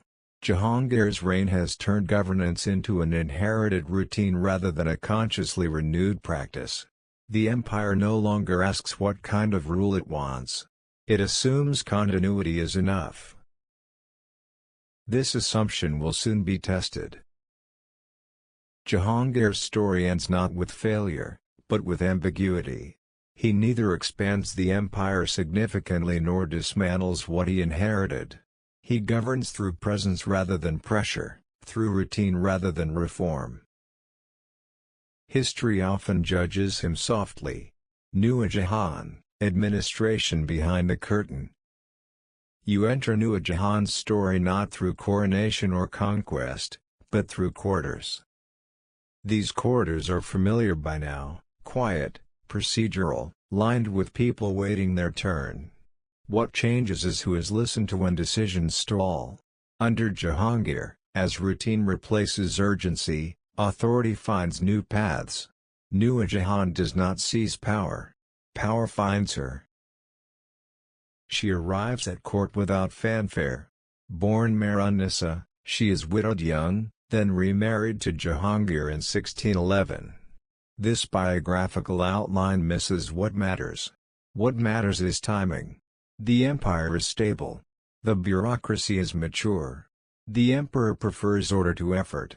Into this environment steps someone who understands how to make systems move. You should imagine Nur Jahan first as a problem solver. She notices delays. She asks why files stop moving. She learns who can unblock them. She listens to clerks, not just nobles. She learns the grammar of administration before she speaks in it. Her authority grows not from title, but from reliability. When petitions reach her, they do not disappear. When orders pass through her approval, they return executed. Officials begin to prefer her involvement because it shortens uncertainty. Over time, this preference becomes habit. Coins bearing her name appear, not as rebellion, but as recognition. Court ritual adjusts to include her presence. None of this is hidden. The empire does not pretend she is invisible. It simply does not define her power precisely. This imprecision protects her. Nur Jahan does not command armies openly, but generals consult her. She does not issue laws publicly, but policies align with her preferences. She does not claim moral authority, but decisions increasingly reflect her judgment. You should not mistake this for manipulation. Nur Jahan works within the system as it exists. She uses routine, not disruption. Where Jahangir prefers visible justice, she prefers outcomes. Where he enjoys judgment, she ensures follow-through. This difference matters. Administration under Nur Jahan becomes sharper. Appointments are scrutinized. Revenue collection tightens. Corruption is addressed quietly. Officials who fail repeatedly are reassigned. No public purges. No dramatic trials. Just removal. The court responds positively. Efficiency improves. Complaints decrease. The empire feels, briefly, more directed than it has in years. Yet this direction raises questions. Who is accountable when authority flows informally? Who corrects decisions when power is exercised behind curtains rather than from the throne? These questions remain theoretical as long as results satisfy expectations. And for a time, they do. Nur Jahan also manages family politics carefully. She promotes relatives, yes, but not indiscriminately. Positions are justified through competence as well as loyalty. This balance reduces backlash while consolidating influence. She understands optics. At the same time, succession tensions intensify. Princes maneuver. Alliances shift. Nur Jahan supports candidates strategically, not ideologically. Her goal is stability, not legacy. This pragmatism draws criticism. Some nobles resent her influence. Others fear it. But few challenge it openly, because it works. The empire continues to function smoothly. You begin to sense the central tension of Nur Jahan's role. She strengthens the state while weakening the clarity of authority. The system performs well, but its logic becomes harder to explain. If you stay in the Mughal court long enough during Nur Jahan's ascendancy, you begin to sense an unusual calm. Decisions move. Delays shorten. Conflicts resolve themselves with less noise. On paper, governance improves. Yet beneath this smoothness lies a quiet tension that never quite resolves. Nur Jahan's authority does not come from conquest, election, or inheritance. It comes from usefulness. This distinction shapes everything. Officials approach her not because they must, but because it works. She listens. She decides. She follows through. In a court where routines have dulled initiative, this decisiveness feels refreshing. Problems that once drifted through layers of procedure now find endpoints. But authority that relies on effectiveness alone creates a different kind of fragility. You should imagine officials asking themselves unspoken questions: what happens if she is no longer here? Who replaces this clarity? These questions remain unasked publicly, because public doubt destabilizes systems that depend on confidence. Nur Jahan understands this instinctively. She avoids overt dominance. She frames decisions as support for Jahangir's authority. Orders are issued in his name. Rituals reinforce his position. Her influence remains visible but indirect. This restraint protects both of them. Yet the empire's logic shifts subtly. Power becomes associated with problem-solving rather than position. This is efficient, but it undermines formal hierarchy. When people obey because results follow rather than because authority is recognized, legitimacy becomes conditional. Conditional legitimacy works only while conditions are met. Nur Jahan's administration also tightens financial discipline. Revenue leakage decreases. Provincial reporting improves. She insists on accountability not through threats, but through monitoring. Officials know their performance will be reviewed. This awareness alone alters behavior. At the same time, she cultivates networks. Family members occupy key positions, but not blindly. They are placed where oversight is strongest. This limits abuse while consolidating influence. Still, resentment grows. Traditional elites bristle at the informality of her power. They cannot challenge her through established channels because she occupies none officially. She is neither regent nor sovereign. Opposition lacks a target. This ambiguity is Nur Jahan's greatest protection, and the system's greatest vulnerability.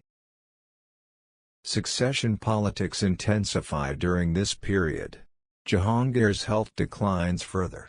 Princes maneuver more openly. Nur Jahan supports certain candidates, not because they promise innovation, but because they seem manageable. Stability remains her priority. But succession demands legitimacy, not just management. As factions form, loyalty shifts from institutions to individuals. The court becomes efficient but divided. Everyone watches everyone else. Routine continues, but trust thins. When Jahangir's health finally fails, the Mughal court does not descend into chaos. This is important. The routines hold. Orders continue to circulate. Revenue is still collected. The system does not panic. But it hesitates. You should imagine the court in this moment as a machine running without clarity about who is allowed to touch the controls. Everyone knows the emperor is dying. Everyone knows succession is inevitable. No one knows which informal authority will become formal, or whether it can. Nur Jahan moves quickly, but cautiously. She attempts to secure succession for a candidate she believes will preserve stability. Her strategy relies on the same principles that have guided her influence for years: negotiation, alignment, containment. This time, it fails. Succession is not a problem that can be solved through efficiency alone. It demands legitimacy. It demands visible authority. It demands recognition by the military, the nobility, and the bureaucracy simultaneously. Nur Jahan possesses influence in all three, but not command. As Jahangir dies in 1627, the balance shifts immediately. Power recenters around Prince Khurram, who becomes Shah Jahan. His authority comes not from routine, but from claim, lineage, and force. The court adjusts rapidly. This speed is revealing. Officials who relied on Nur Jahan's decisiveness realign themselves without hesitation. The bureaucracy proves loyal not to individuals, but to the throne. Routine absorbs transition efficiently. Nur Jahan's influence evaporates almost overnight. She is not imprisoned harshly. She is not executed. She is removed from power quietly. The very system she strengthened now renders her unnecessary. She lives out her remaining years in retirement, surrounded by memories rather than authority. This ending is instructive. Nur Jahan ruled effectively, but she did not rule visibly. Her power depended on absence of challenge rather than recognition. When challenged directly by formal succession, it could not survive. Her legacy is not found in monuments or laws. It is found in the demonstration that administration can sustain an empire even when leadership weakens, but only temporarily. You should not read her story as failure. It is a lesson in limits. Nur Jahan proves that governance requires more than competence. It requires accepted authority. Systems can function without legitimacy briefly. They cannot choose successors without it. As Shah Jahan ascends the throne, he inherits an empire stabilized by routine but craving direction. He understands spectacle, hierarchy, and command. He will reassert visibility where informality once ruled. Shah Jahan, building permanence. You enter Shah Jahan's reign through stone. This is deliberate. Where his predecessors governed through routine, patience, and often invisibility, Shah Jahan governs through presence. His authority does not hide behind procedure or flow quietly through corridors. It stands, rises, and remains. When Shah Jahan ascends the throne in 1628, the Mughal Empire is stable but uncertain about itself. It has learned how to function without constant leadership. It has grown used to power that operates indirectly. What it lacks is clarity. Shah Jahan understands this instinctively. He begins his reign not by reforming administration, but by reasserting command. Court rituals become stricter. Hierarchies are clarified. Access is regulated carefully. Where Nur Jahan's influence blurred lines, Shah Jahan redraws them sharply. You should imagine the court now as more formal, more ordered, and less negotiable. People know where they stand again. This reassertion is not merely symbolic. It has practical consequences. Officials are reminded that authority flows from the emperor visibly, not sideways through favor. Decisions must align with the throne, not personal networks. The system is not dismantled, it is recentered. Shah Jahan does not reject Akbar's bureaucracy. He relies on it heavily. But he insists that it reflect imperial will more clearly. Files move faster. Approvals are decisive. Delays are tolerated less. Efficiency remains important, but direction returns. This change is felt immediately.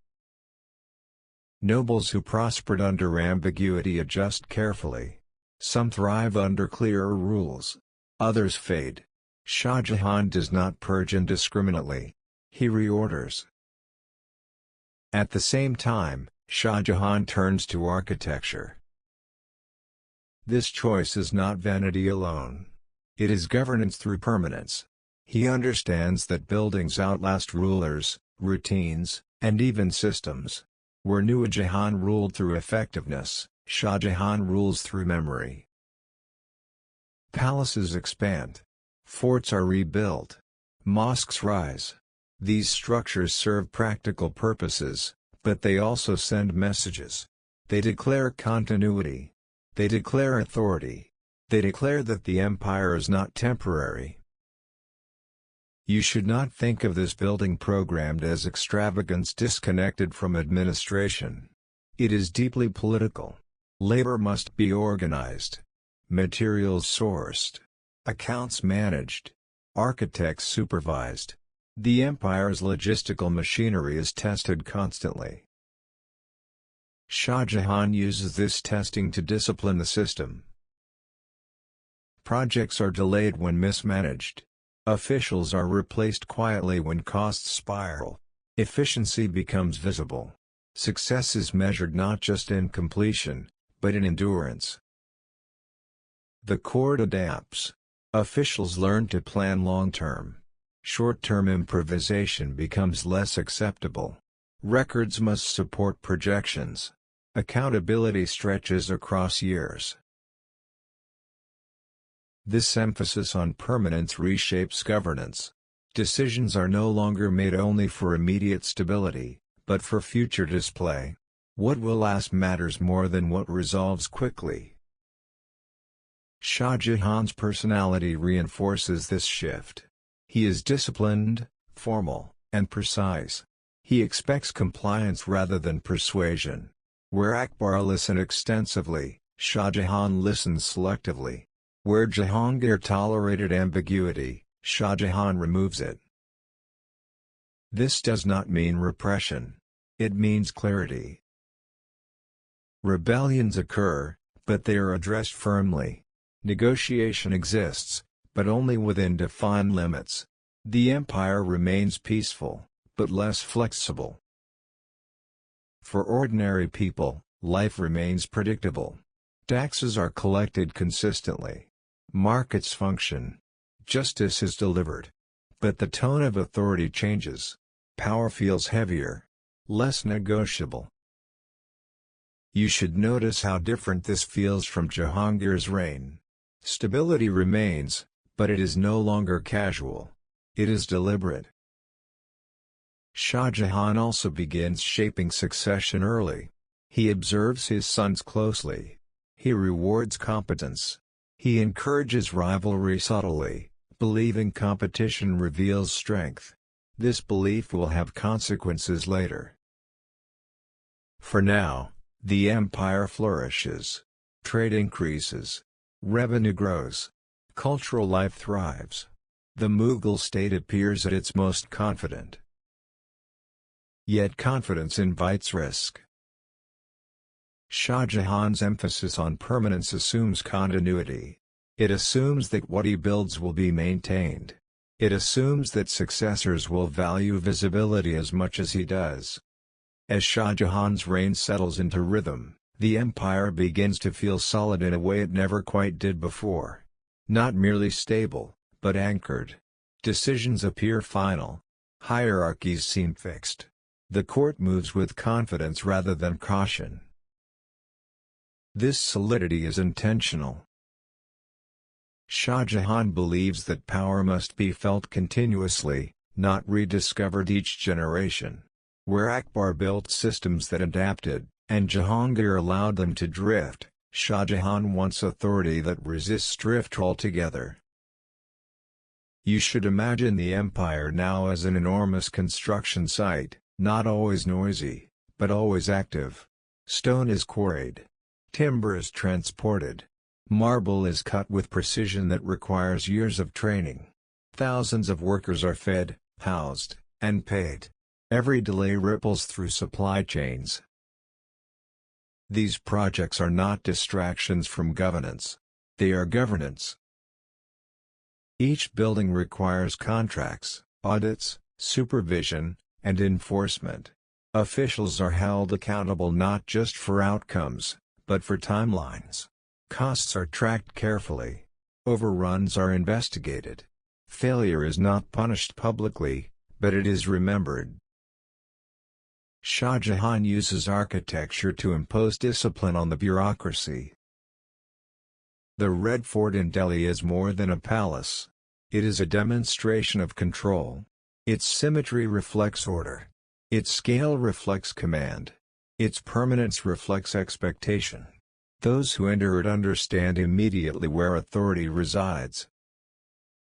The Taj Mahal, commissioned after the death of Mumtaz Mahal, is often described as personal grief turned into marble. This is not wrong, but it is incomplete. The Taj is also a political statement. It declares that the empire can afford to devote enormous resources to a single, non-utilitarian structure, and still function.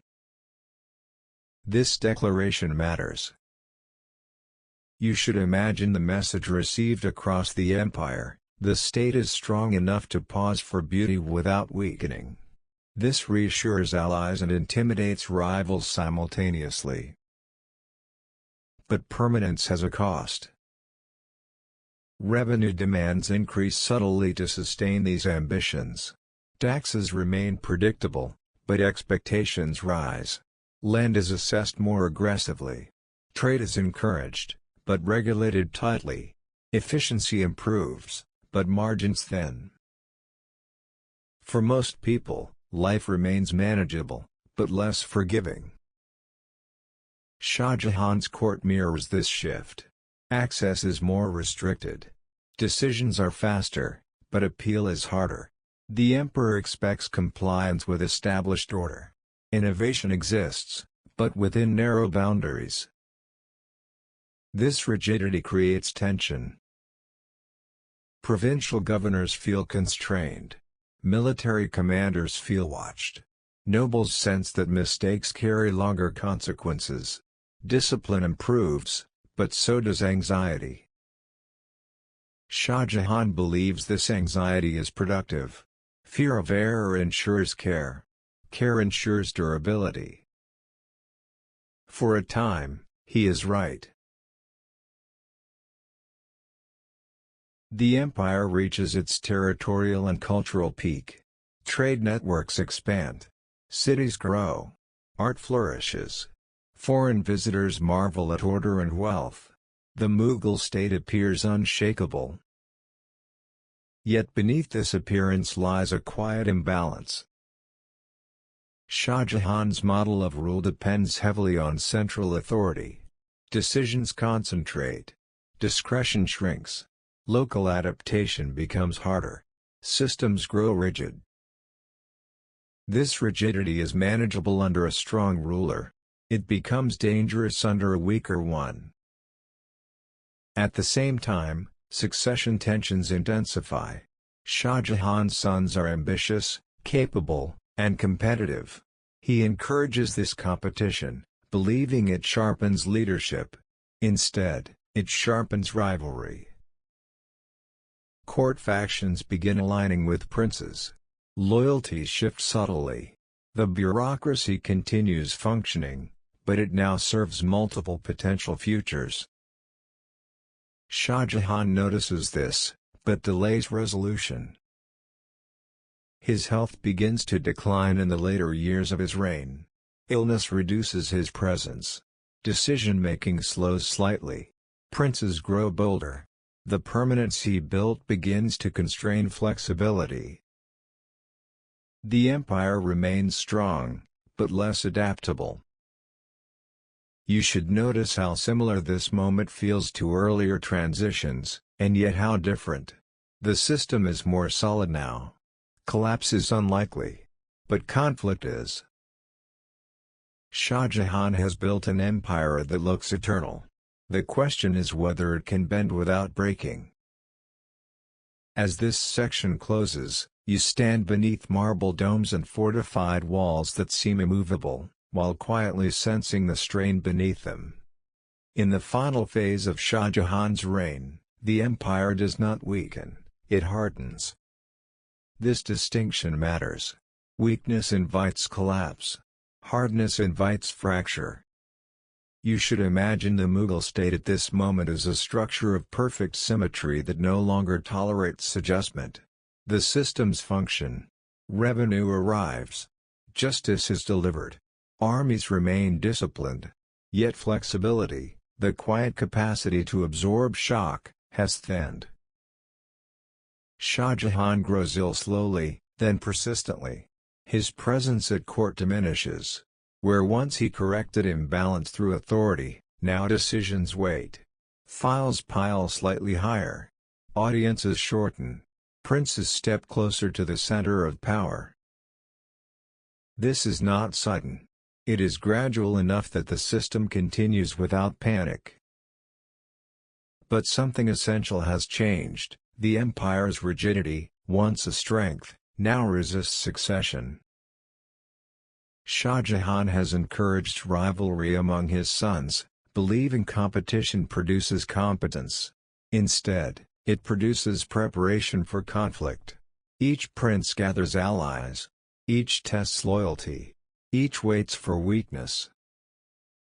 The bureaucracy, trained to obey central authority, hesitates when authority blurs. Officials delay commitments. Military commanders hedge. Nobody wants to choose too early. Routine, once stabilizing, now amplifies uncertainty. When Shah Jahan's illness worsens, succession becomes unavoidable. Darishikoh, his favored son, represents continuity of cultural refinement and intellectual openness. Aurangzeb represents discipline, orthodoxy, and military precision. The contrast is sharp. The empire, built on permanence, cannot accommodate ambiguity at the top. Civil war follows. You should not imagine this war as chaos erupting suddenly. It unfolds through logistics, alliances, and procedure. Armies move along established roads. Revenue funds campaigns. Forts built for permanence become prizes. The very structures Shah Jahan built to secure authority now channel conflict efficiently. Aurangzeb's victory is not merely military. It is systemic. He understands how to use the empire's rigidity to his advantage. He exploits discipline. He enforces hierarchy. He eliminates ambiguity decisively. Shah Jahan, once the embodiment of authority, is confined. He lives his final years not in disgrace, but in containment, watching permanence endure without him. This ending is not ironic. It is instructive. Shah Jahan succeeds too well in making power immovable. When movement becomes necessary, the system breaks instead of bending. Yet his reign is not a failure. He leaves behind an empire at its zenith, wealthy, ordered, admired. His buildings outlast generations. His vision reshapes how power is imagined. The Taj Mahal, labor, ledgers, and limestone. You arrive at the Taj Mahal long before you see it. Not physically, but administratively. Before marble is cut, before foundations are dug, before any visitor ever stands in silence before its symmetry, there are lists. Names. Quantities. Costs. Timelines. The Taj begins not as an idea of beauty, but as a problem of organization. This is important, because the Taj Mahal is often remembered as emotion frozen in stone: grief, love, devotion. Those elements exist. But they are not what make the monument possible. What makes it possible is the Mughal state at its most methodical. Mumtaz Mahal dies in 1631. Shah Jahan's grief is real and visible. He withdraws briefly. Court life slows.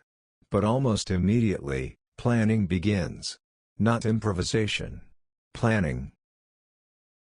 You should imagine a meeting where grief becomes instruction. Where remembrance is translated into scale.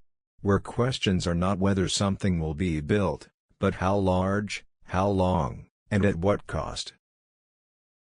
The chosen site is along the Yamuna River in Agra. This is not symbolic alone. It is practical. The river allows transport of heavy stone. It supports construction. It reflects light. Beauty and logistics align. This alignment is deliberate. The first challenge is material.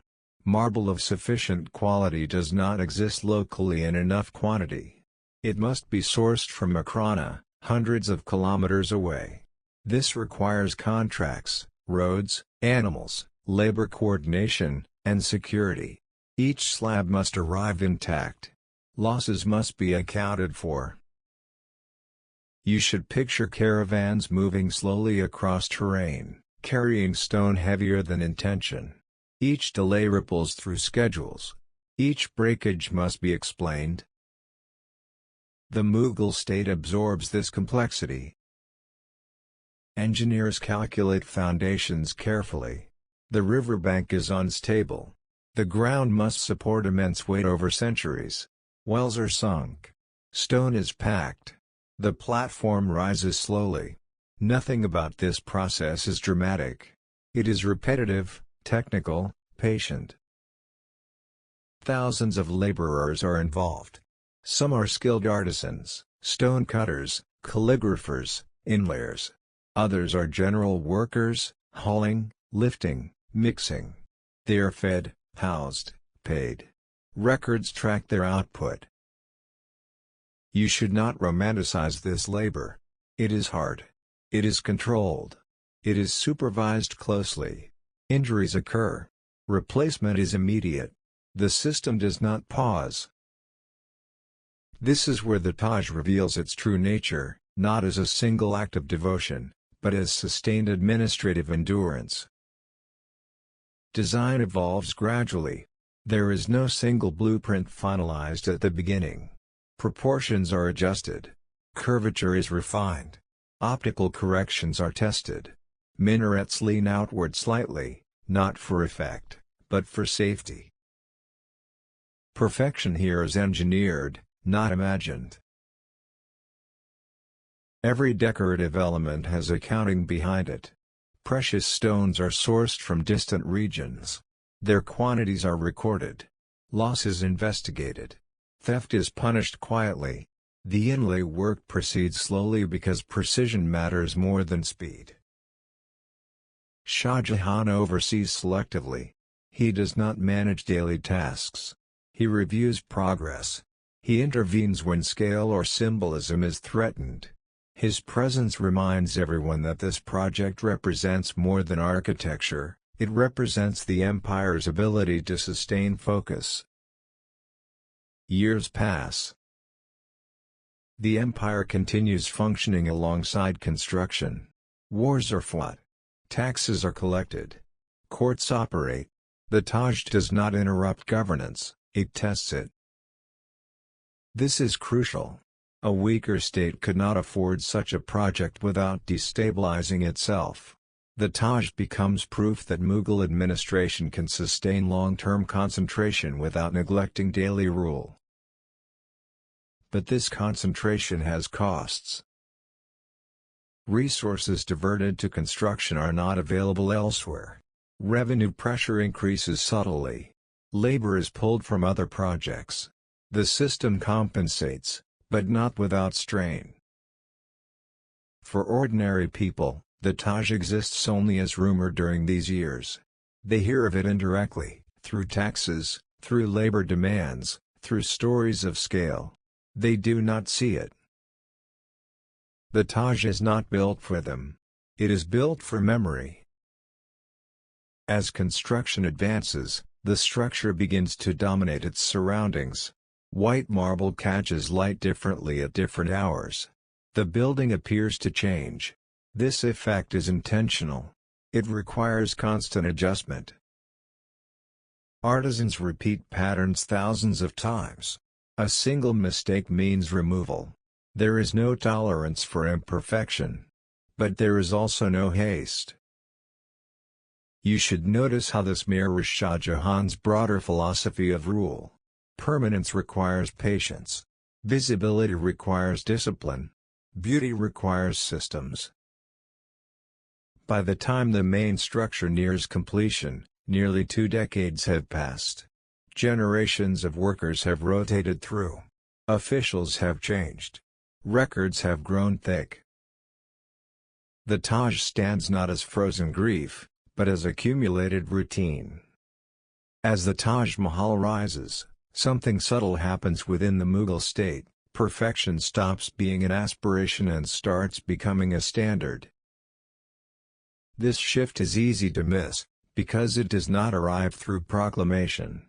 It arrives through expectation. Officials responsible for the Taj quickly learn that good enough is no longer acceptable. Measurements must align exactly. Symmetry must hold when viewed from every angle. Deviations are corrected quietly but decisively. Over time, this discipline spills outward, from the construction site into administration itself. You should imagine the Taj not as an isolated project, but as a reference point. Once the empire proves it can sustain 20 years of focused precision, that precision becomes a benchmark elsewhere. This has consequences. Departments managing revenue, infrastructure, and justice begin to feel increased pressure. If marble can be aligned to near perfection, why not accounts? If artisans can correct microscopic flaws, why should clerks tolerate irregularities? Shah Jahan does not need to issue new rules. The example is enough. At the Taj site, supervision intensifies. Foremen keep meticulous tallies of labor hours.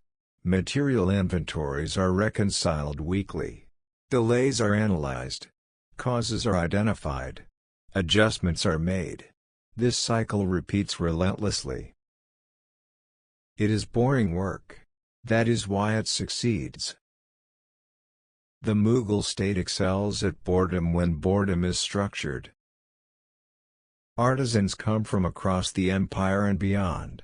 Each brings techniques shaped by different traditions. These techniques must be harmonized. Calligraphy must follow a single proportion system. Floral motifs must scale consistently across surfaces. Color balance must remain stable under changing light. This requires standardization. Templates are created. Measurements are fixed. Artistic freedom exists, but only within boundaries. The result is coherence, not spontaneity. You should pause here, because this is a political moment disguised as art. Standardization is power. It reduces unpredictability. It ensures replication. It allows supervision. The Taj's beauty is inseparable from its uniformity. This uniformity spreads. As the project continues, administrators elsewhere adopt similar practices. Documentation improves. Procedures become more exacting. Deviations require explanation. Accountability deepens. For a time, this strengthens the empire. But perfection is expensive. Costs rise steadily. Not explosively, but persistently. Each refinement adds marginal expense. Each correction consumes time and resources. The state absorbs this, but at the cost of flexibility. Revenue systems remain efficient, but pressure increases. Land assessments become more rigorous. Tax exemptions shrink. Margins narrow.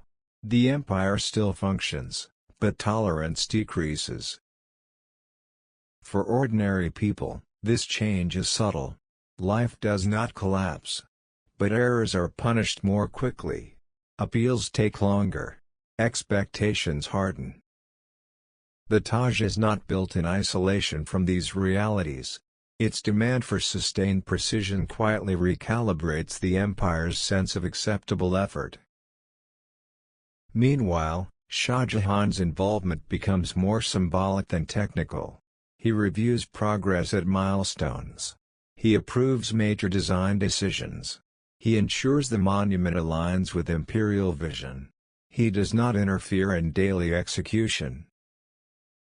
This delegation reinforces a crucial idea: systems matter more than personalities. Yet this belief contains a paradox. The Taj exists because of Shah Jahan's will. But it is completed through institutional endurance. Once built, it outlives both. As years pass, fatigue sets in. Workers rotate. Some die. New ones replace them. Knowledge is transferred imperfectly. Supervisors rely increasingly on records rather than memory. The project continues, not because everyone cares, but because the system insists. You should notice how similar this feels to the empire itself. By the time decorative work nears completion, the Taj has become a fixed obligation. It must be finished because it has been started. Momentum replaces intention. This momentum is powerful, but blind. The gardens are laid out precisely. Water channels are calibrated for symmetry and flow. Plantings are chosen for balance, not abundance. Maintenance plans are written. Maintenance matters. The Taj's survival depends not only on construction quality, but on constant care. Stone must be cleaned. Water systems must be managed. Gardens must be tended. Without attention, perfection erodes quickly. Here, a quiet tension emerges. The empire is excellent at building. It is less interested in maintenance. Maintenance lacks spectacle. It does not announce power. It preserves it quietly. The Taj's long-term future depends on a state willing to maintain what it has built rather than build something new. At the same time, Shah Jahan's health begins to decline. His attention shifts. Succession politics intensify elsewhere. The Taj remains a priority, but no longer the only one. You should imagine the final years of construction unfolding alongside rising uncertainty in the court. The monument approaches completion just as the empire approaches internal strain. This coincidence matters. The Taj becomes a symbol not only of love or power, but of a particular moment in Mughal history, a moment when systems could still sustain perfection without fracturing under it. When the Taj Mahal is finally declared complete, there is no single day when work stops. This detail matters. Construction winds down rather than ends. Scaffolding is removed gradually. Artisans leave in groups. Supervisors file final reports that are never truly final. Gardens continue to be adjusted. Water channels are recalibrated. The building enters a new phase, not creation, but care. You should imagine this moment not as triumph, but as transition. The Mughal state now owns a structure that cannot be ignored. It demands constant attention. Marble must be cleaned. Moisture must be controlled. Vegetation must be trimmed precisely. Even slight neglect will show. Perfection, once achieved, becomes fragile. Maintenance is quieter than construction. It requires fewer people, but more consistency. There are no ceremonies for cleaning stone. No poetry for clearing drains. And yet, without these tasks, the monument would begin to decay within years. The Taj does not forgive neglect. Here, the priorities of the empire begin to shift. Shah Jahan's health declines sharply. His attention moves away from projects and toward survival. Succession struggles intensify. Resources are redirected to armies, alliances, and court politics. The Taj remains cared for, but no longer central. This reordering exposes a fundamental tension. The Mughal state is excellent at launching grand projects. It mobilizes labor, resources, and discipline with ease. But sustaining quiet maintenance over generations requires something different: patience without reward. Maintenance offers no spectacle. It does not reinforce authority visibly. It preserves what already exists. As political focus shifts, care becomes routine rather than devotion. This is not failure. It is normal. But normality is dangerous for a monument that depends on exceptional consistency. You should notice how the Taj begins to change role almost immediately. It moves from active project to symbolic asset. It becomes part of the empire's image rather than its agenda. Visitors are guided. Rituals are established. Guards are assigned. The monument is protected, but less examined. This shift is subtle. It does not feel like abandonment. It feels like completion. But completion is an illusion. The Taj's water systems, so carefully calibrated, require constant adjustment. The Yamuna's behavior changes seasonally. Sediment accumulates. Channels must be cleared. If neglected, foundations suffer. The gardens, designed for symmetry rather than resilience, need regular replanting. Species choices prioritize balance over hardiness. Left alone, the design degrades quickly. Stone, too, demands care. Marble stains. Pollution discolors. Micro cracks expand. None of these problems are dramatic at first. They accumulate slowly. This is where the Taj reveals its deeper lesson. A monument is not permanent because it is well built. It is permanent because someone keeps choosing to care for it. As Shah Jahan is overthrown by Aurangzeb, priorities change further. Resources are diverted to administration, war, and control. The empire remains strong, but its philosophy shifts. Utility replaces display. Maintenance budgets shrink. The Taj survives, not because it is loved equally by every ruler, but because the system built around it does not collapse immediately. Caretakers continue their work. Records persist. The monument breathes quietly under reduced attention. But it is no longer central. Over time, as the Mughal state weakens in later generations, the Taj's condition fluctuates. Some rulers care more than others. Some periods see neglect. Others see restoration. The monument becomes a measure of state capacity. When administration is strong, the Taj is cared for. When governance falters, decay accelerates. The marble reflects political health as much as sunlight. You should pause here, because this is the quiet truth the Taj teaches: permanence is not achieved at the moment of completion. It is negotiated every day afterward. The Taj outlives Shah Jahan. It outlives the Mughal Empire. It survives invasions, neglect, colonial reinterpretation. Each era leaves its mark, not always visible, but cumulative. Its survival is not romantic. It is bureaucratic. records, allocations, labor schedules, decisions to clean rather than ignore. Standing before the Taj today, people often speak of timelessness. But timelessness here is an illusion built by constant, ordinary effort. Without that effort, time would assert itself brutally. Aurangzeb, rule by regulation. You enter Aurangzeb's reign through rules. Not rituals. Not monuments. Not spectacle. Rules. When Aurangzeb takes the throne in 1658, the Mughal Empire is still vast, wealthy, and feared. Its cities are orderly. Its revenues arrive. Its armies are disciplined. But beneath this surface, something has shifted. The empire has learned how to look permanent. Aurangzeb wants it to behave permanent.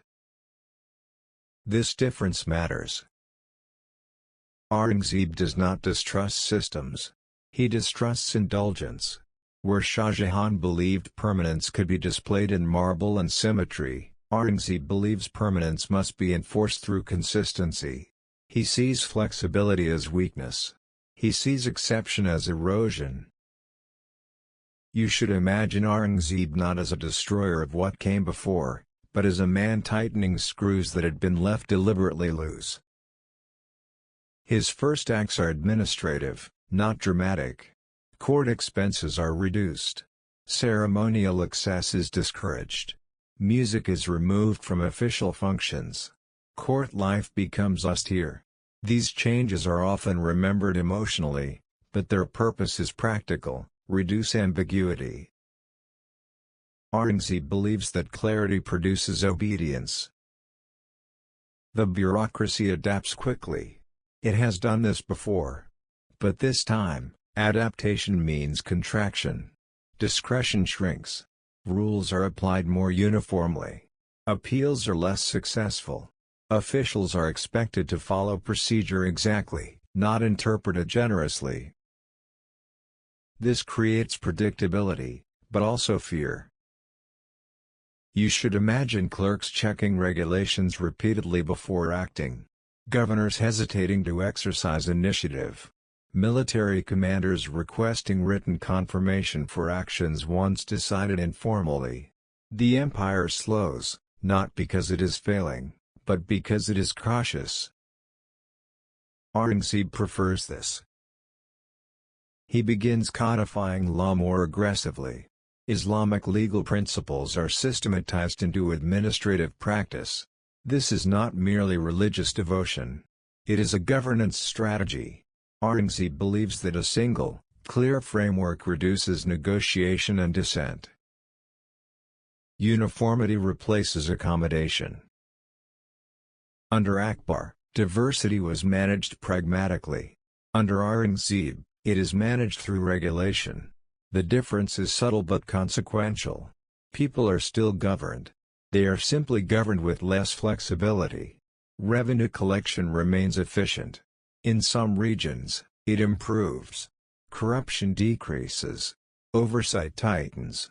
Officials know what is expected, and what is forbidden. But compliance is not the same as loyalty. You should notice how Aurangzeb's approach changes the emotional texture of governance. The empire still functions, but it feels heavier. Less forgiving. Less negotiable. For ordinary people, life remains structured. Markets operate. Courts function. But exceptions are rarer. Mercy is procedural rather than personal. Aurangzeb himself is tireless. He reads reports late into the night. He reviews cases personally. He moves with the army. He expects the same discipline from others that he imposes on himself. This work ethic inspires respect, and exhaustion. The empire expands further under Aurangzeb, particularly in the Deccan. Campaigns stretch on for years. Logistics strain. Resources are consumed steadily. The state can sustain this, but at increasing cost. Aurangzeb believes cost is acceptable if order is preserved. He also believes that compromise invites decay. This belief shapes everything that follows. You should imagine the empire now as a machine running within strict tolerances. It works impressively. But when pressure increases, there is less room to adjust. The early years of Aurangzeb's reign are successful by conventional measures. Territory grows. Authority is reasserted. Dissent is contained. The empire appears strong. Yet strength here is brittle. As Aurangzeb's reign extends into its second decade, the Mughal Empire does not appear to weaken. In many ways, it looks more organized than ever. Revenue assessments are precise. Legal codes are enforced consistently. Court rituals are stripped of ambiguity. Officials understand exactly what is permitted and what is not. This clarity is intentional. Aurangzeb believes that empires decay not from pressure, but from softness. He sees flexibility as a temporary solution that eventually becomes disorder. His solution is regulation, clear, documented, enforceable. You should imagine governance now as a narrow path. As long as one stays on it, progress is steady. Step off, and consequences follow quickly. This approach produces immediate results. Corruption declines further. Officials fear audits. Military discipline tightens. Tax evasion decreases in some regions. The system rewards obedience and punishes deviation. But obedience has limits. Under Akbar, accommodation absorbed diversity. Under Aurangzeb, regulation confronts it. Communities that once negotiated terms now face uniform demands. Local customs receive less consideration. Religious practices are regulated more closely.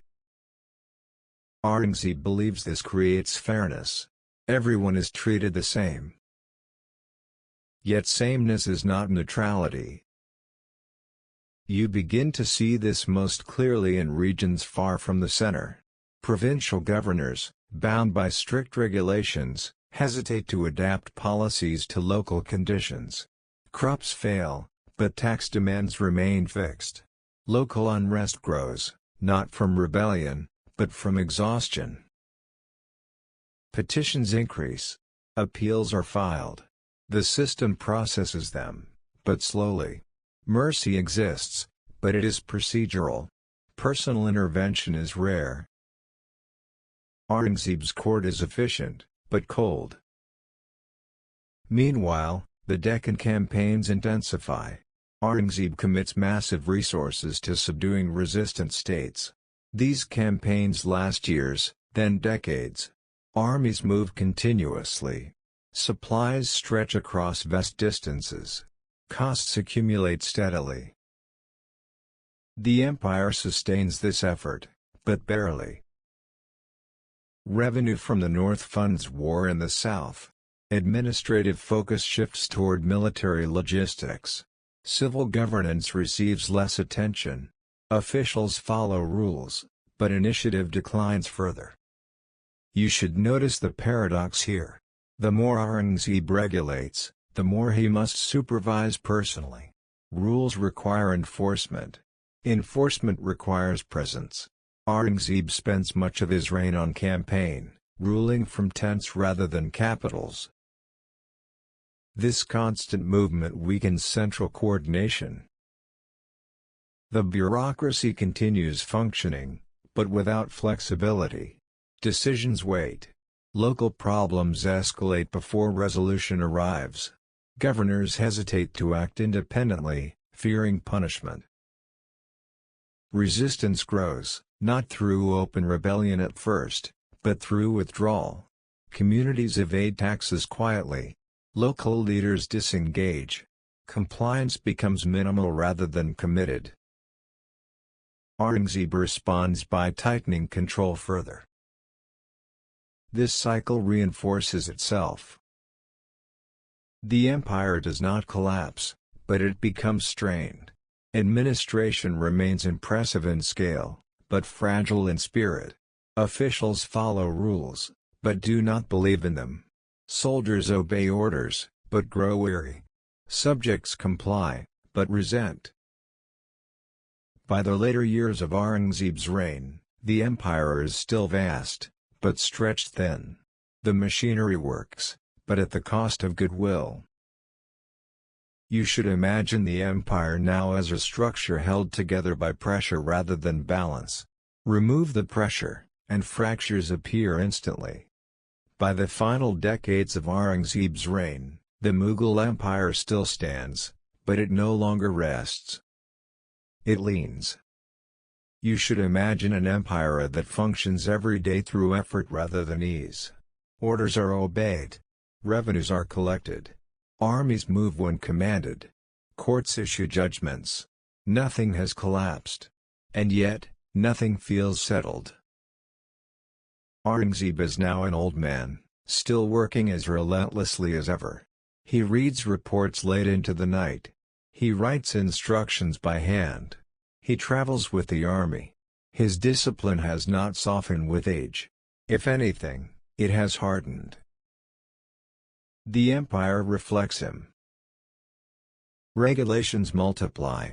Clarifications follow clarifications. Exceptions shrink further. Officials grow cautious to the point of paralysis. They follow rules precisely, even when rules worsen outcomes. This is not incompetence. It is fear. Fear of punishment. Fear of deviation. Fear of being noticed.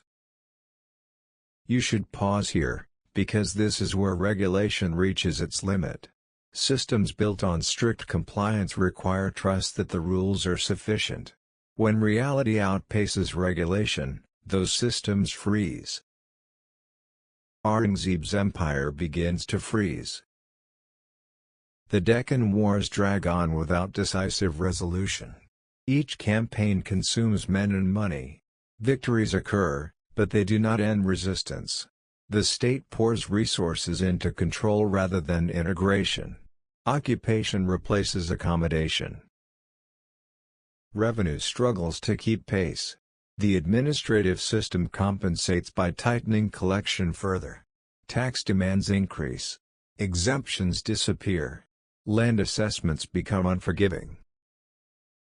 For many subjects, obedience becomes survival rather than loyalty. Rebellions multiply, not always large, not always coordinated, but persistent. They flare, are suppressed, then reappear elsewhere. The empire responds with force and regulation, not reconciliation. This works, temporarily.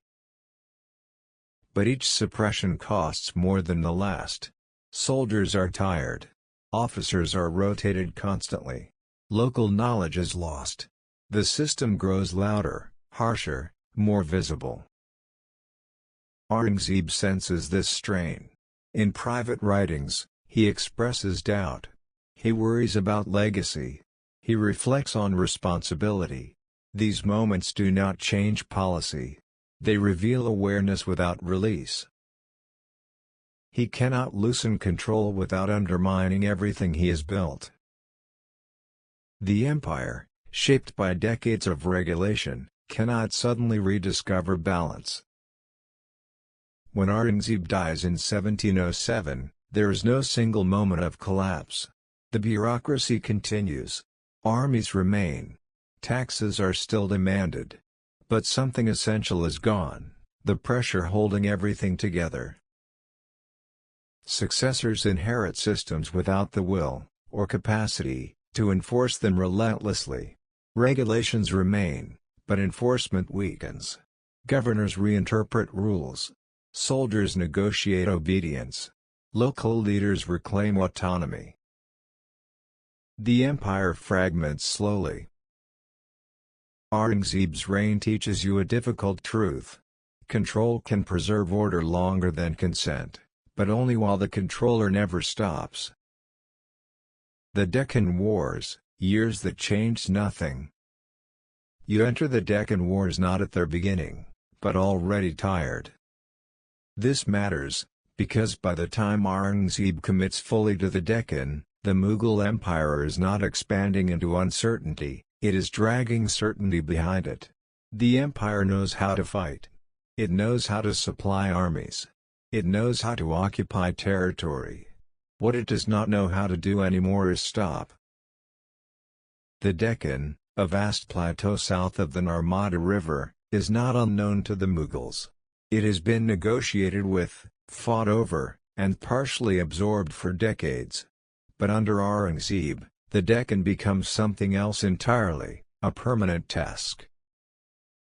You should imagine the Deccan not as a single battlefield, but as an accumulation of movement.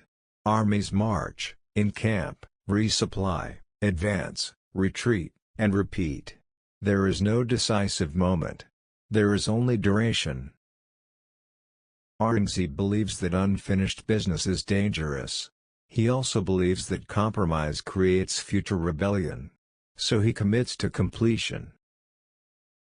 Completion, in this context, means control without exception.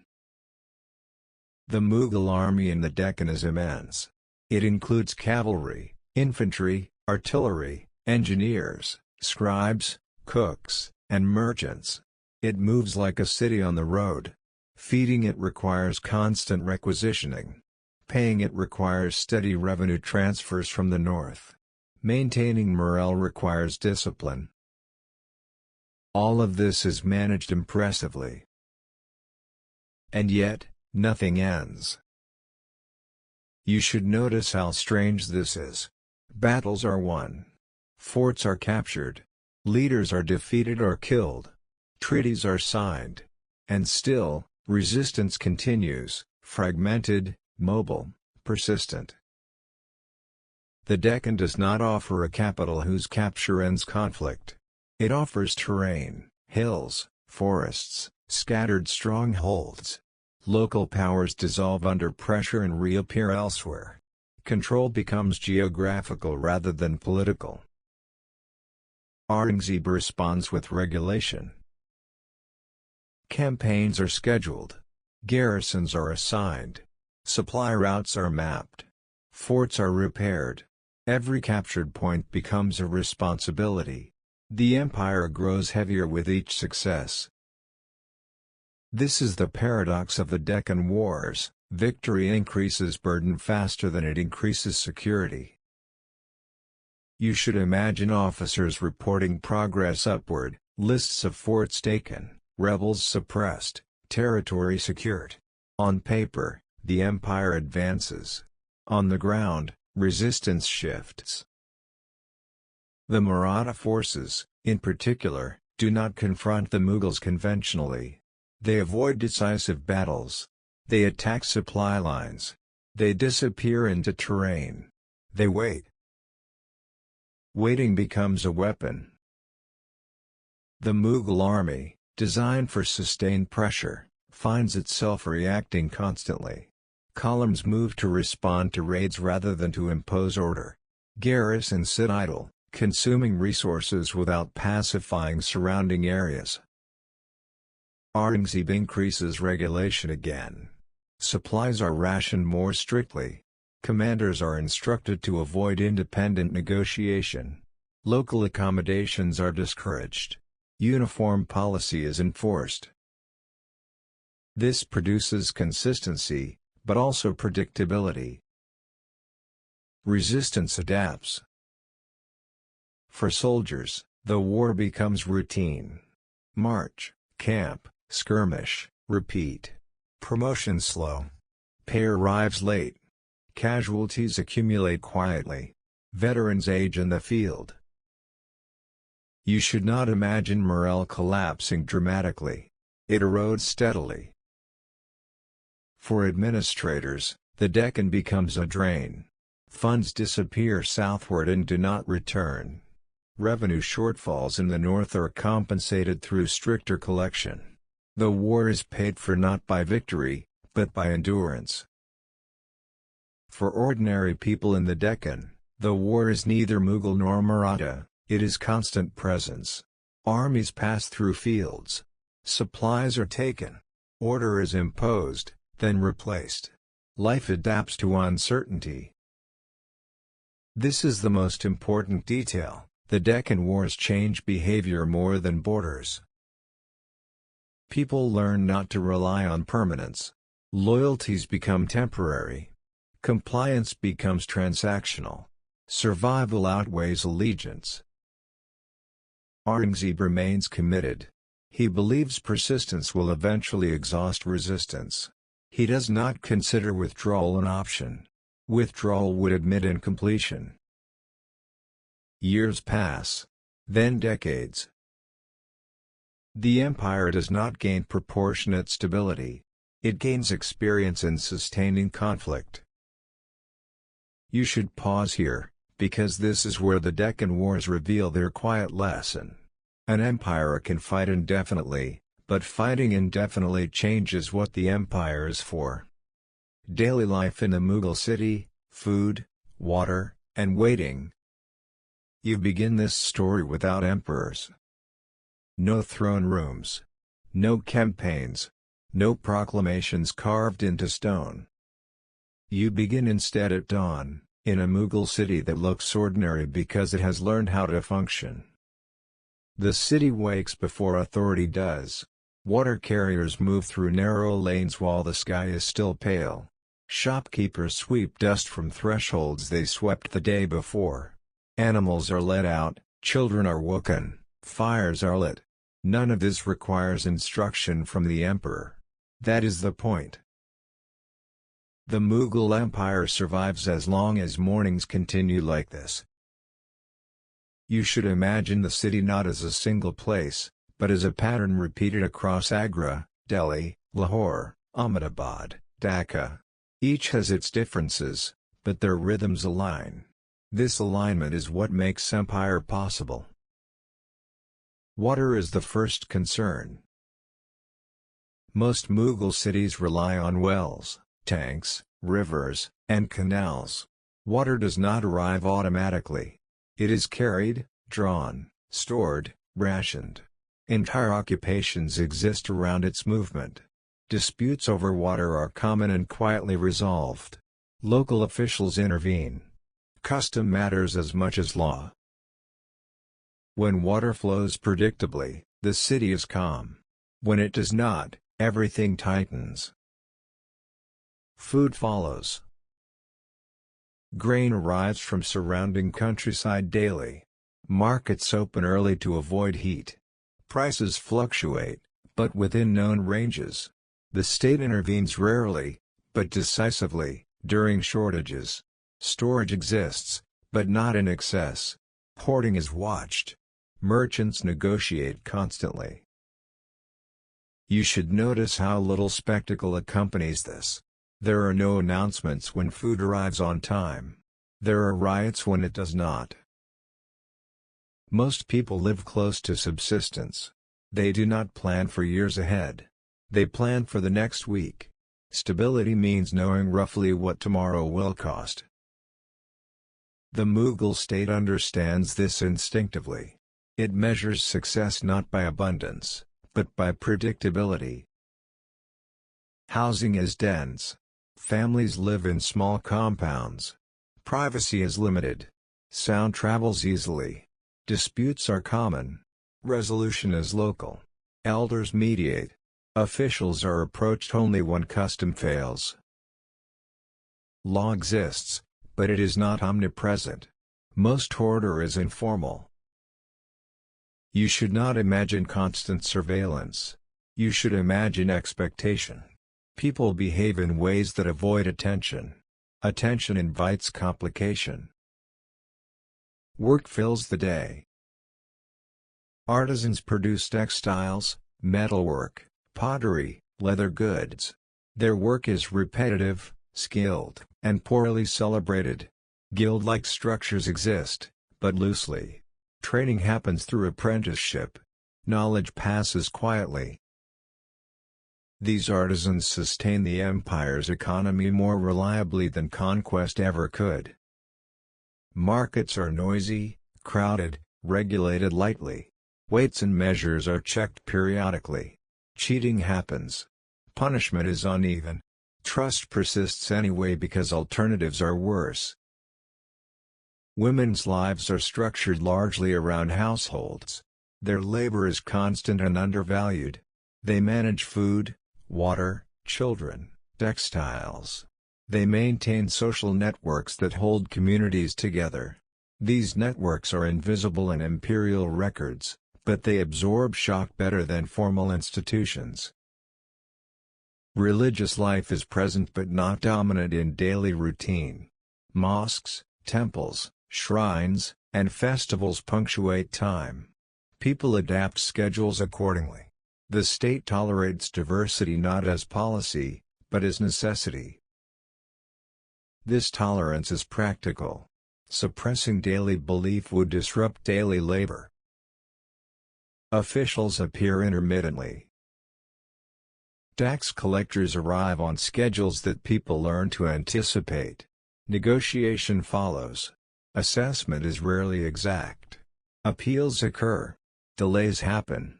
People complain, but comply. The system functions because it is known, not because it is loved. You should notice how much waiting defines daily life. Waiting for water. Waiting for customers. Waiting for officials. Waiting for disputes to resolve. Waiting for news. Waiting is not wasted time. It is how people avoid conflict. Acting too quickly invites risk. Children grow up learning patience before ambition. This patience stabilizes the empire more than loyalty ever could. News travels slowly. Rumors fill gaps. People know little of court politics unless it affects prices or security. Emperors are distant figures. Their presence is felt through taxation, peace, and absence of soldiers.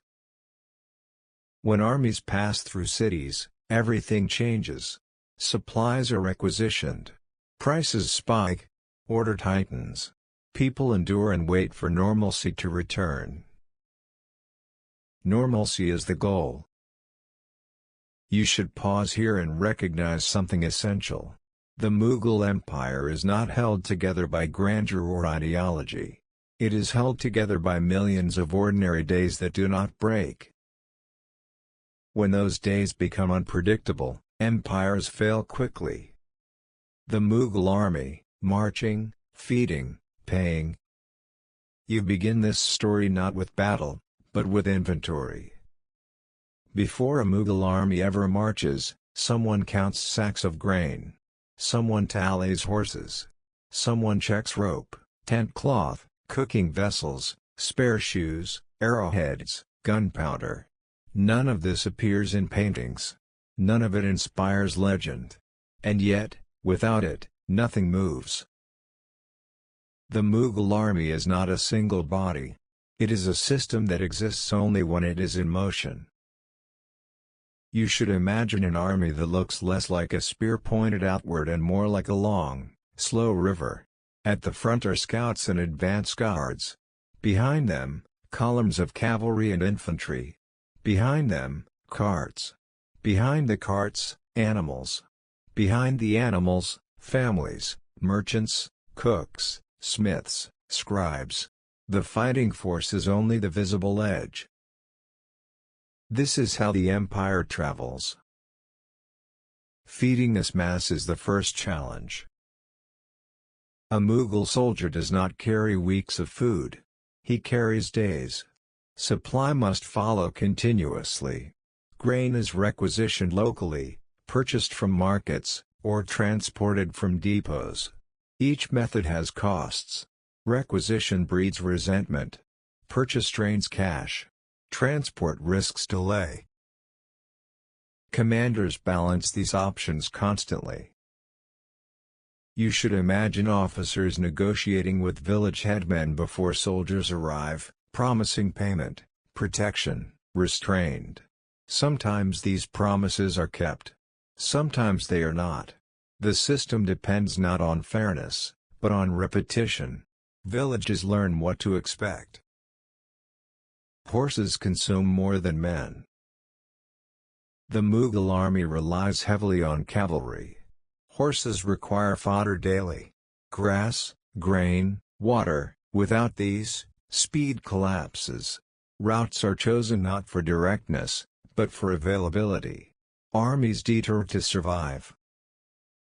This makes campaigns slow. You should notice how different this feels from stories of swift conquest. Mughal warfare is patient because logistics demand it. Battles are rare compared to marching. Most days involve setting camp, securing supplies, moving again. Camp life defines the soldier's experience. Tents are raised and lowered daily. Fires are lit and extinguished. Equipment is checked. Guards are posted. Orders are repeated. This routine is exhausting. Discipline matters more here than bravery. Pay is irregular. In theory, soldiers are salaried. In practice, payment arrives late, partial, or in kind. Commanders advance funds. Soldiers borrow. Merchants extend credit at high interest. Debt becomes normal. This does not immediately cause mutiny. Soldiers expect delay. What they fear is abandonment, being left unpaid indefinitely. The Mughal state manages this fear carefully. Records track service. Claims are documented. Promises are written. Even when cash is scarce, acknowledgement matters. Being remembered keeps loyalty alive. Weapons are maintained constantly. Matchlocks require dry powder. Cannons require transport teams and repair crews. Swords dull. Armor rusts. Blacksmiths travel with the army. Repairs happen daily. Failure is not dramatic. It is gradual: misfires, breaks, delays. You should imagine how much time is spent preparing for battles that never occur. Most campaigns end not with decisive confrontation, but with negotiation, withdrawal, or stalemate. The army's presence alone often achieves goals. Forts surrender after weeks of waiting. Rivals retreat rather than engage. Waiting becomes a tactic. This patience is not infinite. As campaigns lengthen, fatigue accumulates. Soldiers age in the field. Replacements arrive inexperienced. Cohesion weakens slowly. The empire compensates by increasing regulation. Muster rolls are checked. Absences are punished. Discipline tightens. This keeps the army functioning, but reduces goodwill. You should notice the pattern by now. Mughal systems excel at endurance. They do not excel at renewal. For civilians, the army's movement is disruptive but predictable. Villages prepare when columns approach. Markets adjust. Prices rise. People endure. This endurance is learned behavior. The Mughal army does not crush daily life by accident. It does so through necessity. Feeding itself requires it. The state tolerates this disruption because the alternative is weakness. As Aurangzeb's reign stretches on, the army becomes semi-permanent. Campaigns last decades. Soldiers no longer return home between wars. The army becomes its own society, self-contained, disciplined, tired. This transformation matters. An army that never demobilizes begins to shape the state as much as the state shapes it. Resources flow toward military needs. Administration adapts. Civil priorities shrink. You should pause here and feel the weight of this system. It works because everyone accepts delay, discomfort, and incompletion as normal. Tax collectors and farmers, the quiet backbone. You enter this story through a field. Not a battlefield. Not a court. A field, measured, argued over, remembered, and revisited year after year. If the Mughal Empire had a spine, this is where it would be found. Not in armies or palaces, but in the slow, repetitive relationship between those who worked the land and those who counted its yield. You should imagine a farmer standing at the edge of his plot at dawn. The land is familiar. He knows where water collects after rain, where soil thins, where stones interrupt the plow. This knowledge is personal and inherited. It does not appear in imperial records. Across from him stands a tax official with a measuring rope. The official's knowledge is different. He knows rates, averages, classifications. He knows how much this land produced last year and the year before. He knows what the empire expects. His authority does not come from strength, but from repetition. This meeting, field by field, season by season, is how the Mughal state survives. Tax collection under the Mughals is not random extraction. It is a system refined over generations, particularly under Akbar. Land is surveyed. Crops are classified. Average yields are calculated over multiple years. Taxes are assessed as a proportion of expected output, not guessed annually. This matters. Predictability reduces resistance. A farmer who knows roughly what he must give can plan survival. A state that knows roughly what it will receive can plan war, construction, and administration. But predictability does not eliminate tension. You should imagine negotiations that never fully resolve. Farmers argue poor rainfall. Officials cite averages. Both are partially right. Compromise is constant.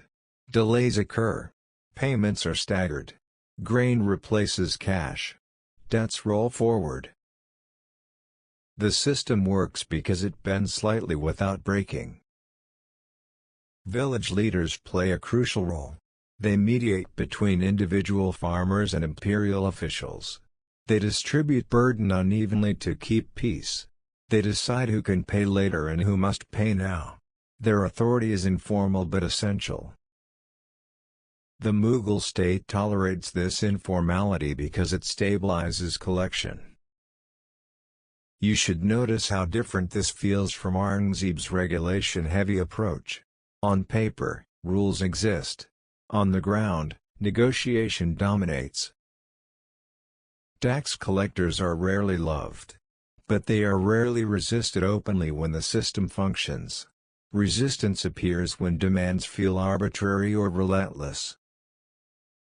During good years, taxes are paid with complaint but compliance. During bad years, mercy becomes crucial. Remissions, delays, or reductions keep villages intact. Without them, land empties. The empire learns this lesson repeatedly. Farmers do not rebel easily. Rebellion costs labor, land, and life. What they do instead is withdraw. Fields go unplanted. Production drops. Revenue falls silently. This silence is dangerous. Good tax officials know this. They watch not only payment, but planting. Empty fields signal future trouble. Reports reflect this cautiously. Recommendations for relief are made. Whether relief is granted depends on the emperor's philosophy. Under Akbar, accommodation is common. Under Shah Jahan, pressure increases. Under Aurangzeb, rigidity dominates. The same system responds differently depending on who controls it. You should imagine how confusing this is for farmers. The rules exist, but their application changes with distance and time. Trust erodes slowly. Tax collection also depends on transportation. Grain must move. Roads matter. Storage matters. Theft matters. Loss is common. Officials are held accountable for shortages, but only to a point. Corruption exists, but it is not total. It is selective. It fills gaps left by delay, distance, and uncertainty. You should not romanticize this system. It is harsh. Failure to pay can result in confiscation. Debt traps families. Land changes hands quietly. Mobility increases among the desperate. And yet, the system persists. Why? Because alternatives are worse. Arbitrary extraction causes revolt. Complete leniency empties treasuries. The Mughal system survives by staying just tolerable enough. This tolerance is thin. During prolonged wars, especially the Deccan campaigns, pressure on the agrarian system intensifies. Northern revenue funds southern conflict. Taxes rise. Remissions shrink. Patience thins. Farmers respond predictably. Production dips. Migration increases. Local instability spreads. The state reacts with stricter enforcement, not relief. This is where the backbone begins to ache. You should pause here, standing between a rope measurer and a plow, and recognize the quiet truth of Mughal power. Emperors rule, armies enforce, but farmers feed everyone. When that balance tips, everything above it trembles. Court rituals, standing still as power. You enter this story by stopping. Not stopping to rest, but stopping because you are expected to. In the Mughal court, movement is permission. Stillness is hierarchy. Who stands, who sits, who waits, and for how long, these details matter more than speeches. They are not decoration. They are governance. You should imagine the court at a formal audience.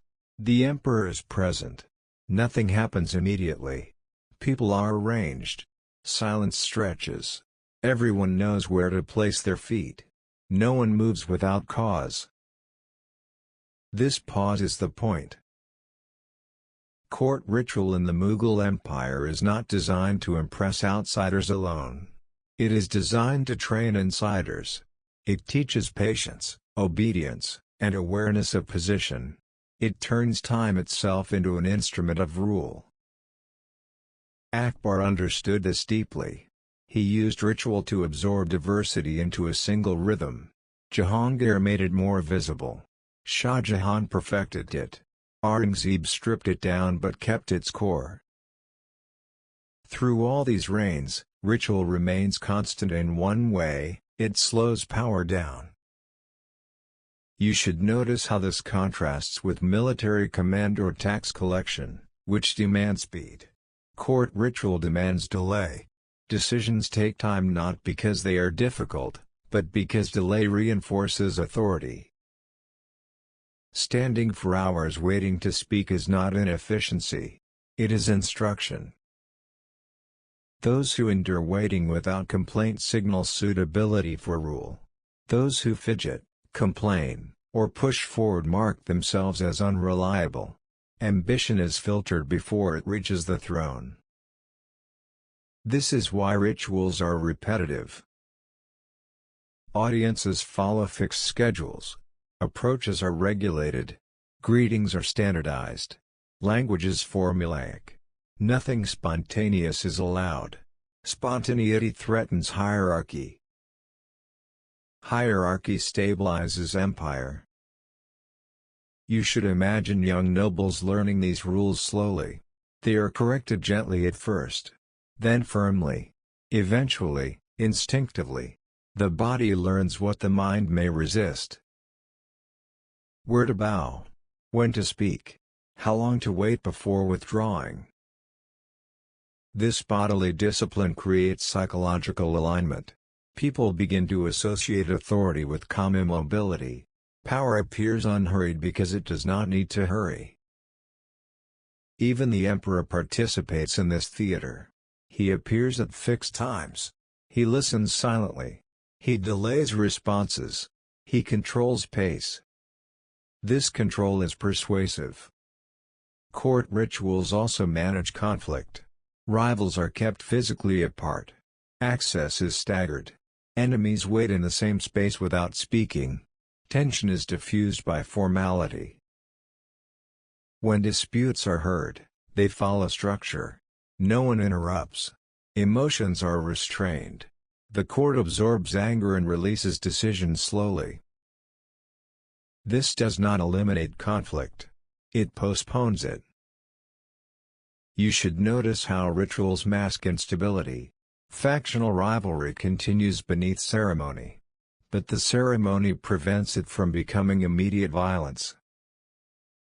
Under Shah Jahan, rituals reach their most elaborate form. Dress codes are strict. Seating arrangements are precise. Visual symmetry mirrors architectural symmetry. The court becomes an extension of the palace. Standing still becomes spectacle. Under Aurangzeb, rituals simplify. Music disappears. Ornament reduces. But stillness remains. Waiting remains. The lesson does not change, power moves last. Court ritual also creates distance between emperor and subject. This distance protects authority. It prevents familiarity. It makes dissent harder to voice. Yet this distance has a cost. As ritual thickens, access narrows. Ordinary grievances struggle to reach the center.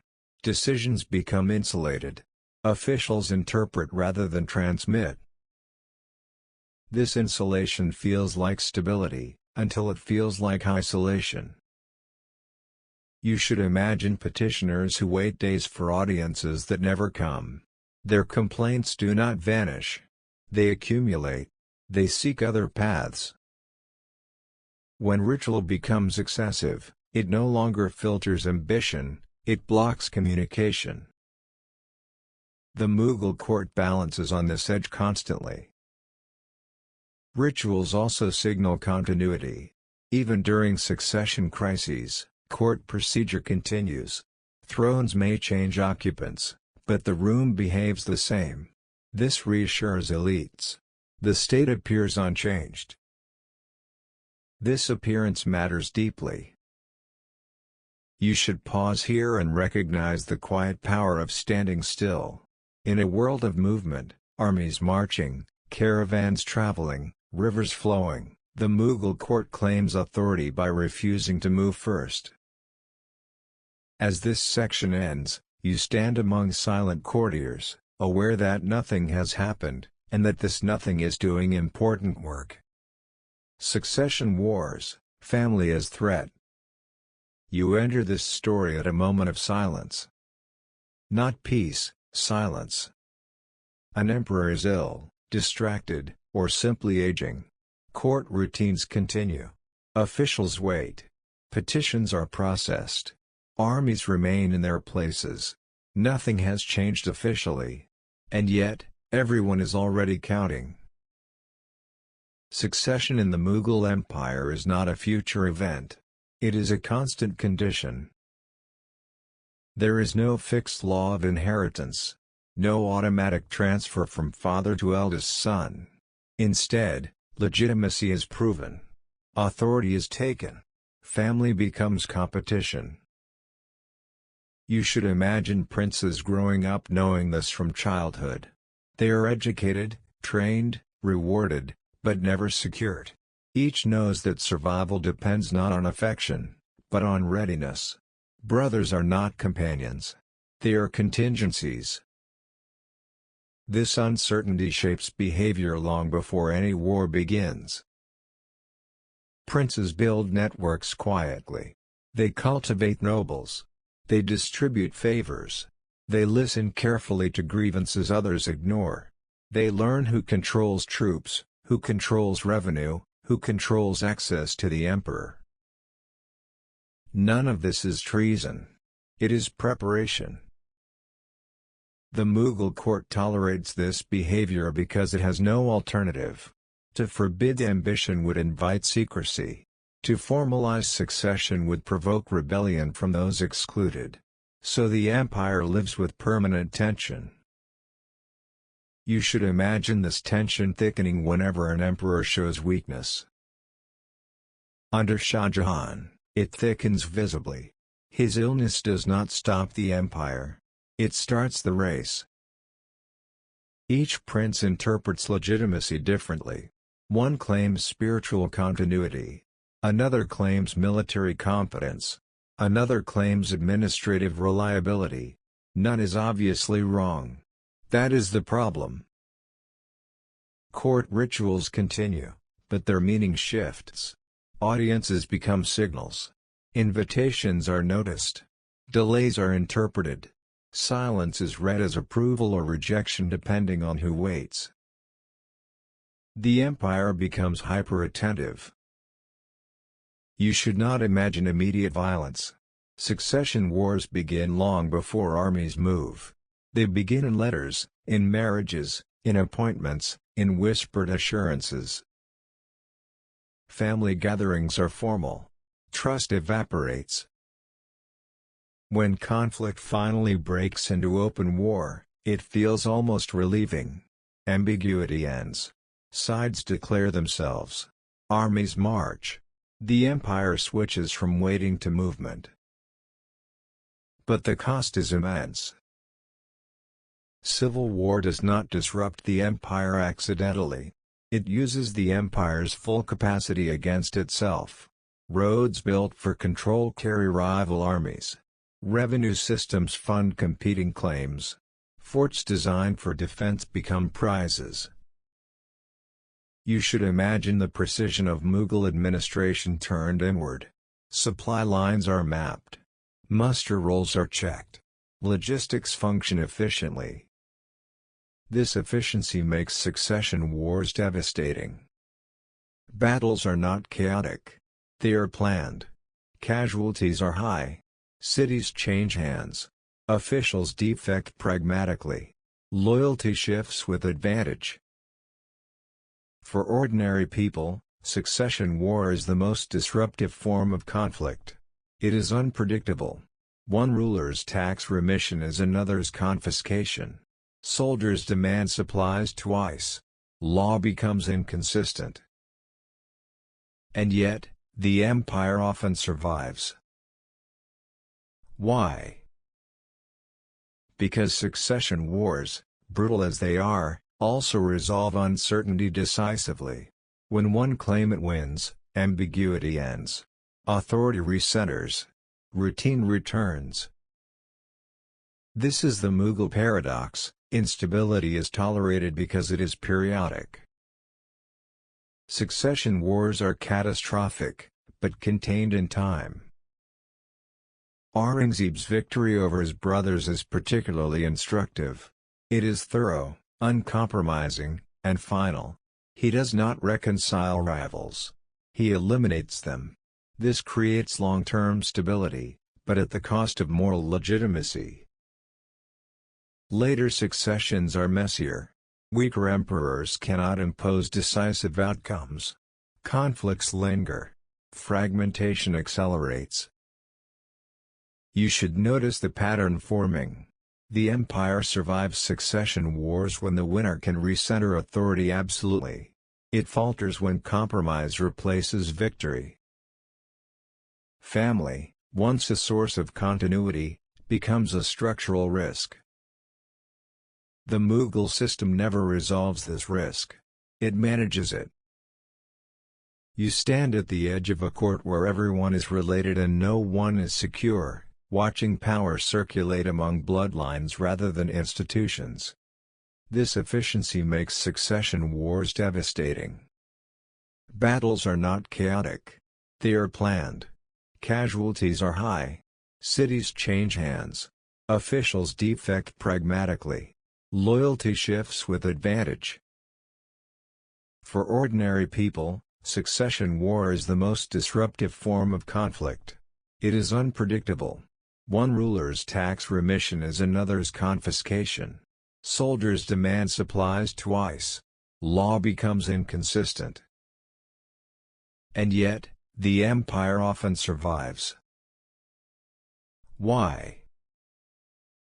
Because succession wars, brutal as they are, also resolve uncertainty decisively.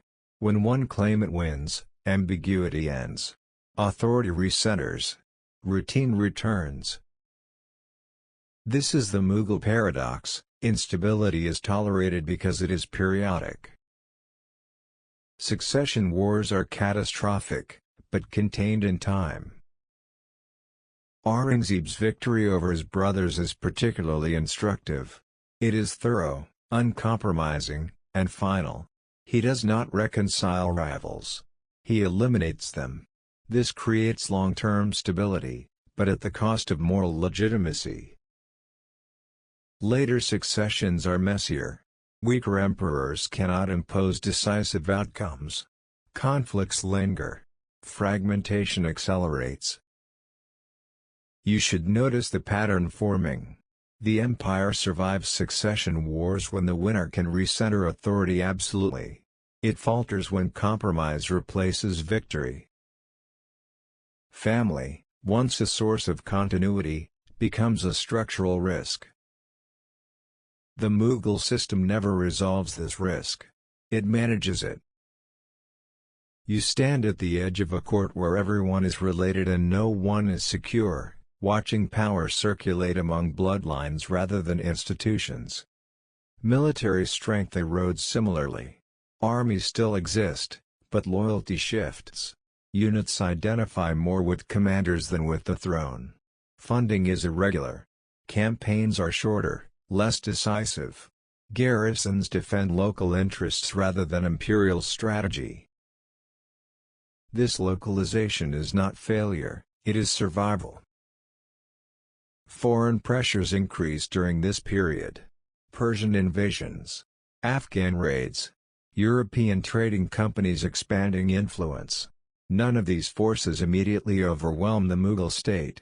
What they do is exploit its hesitation.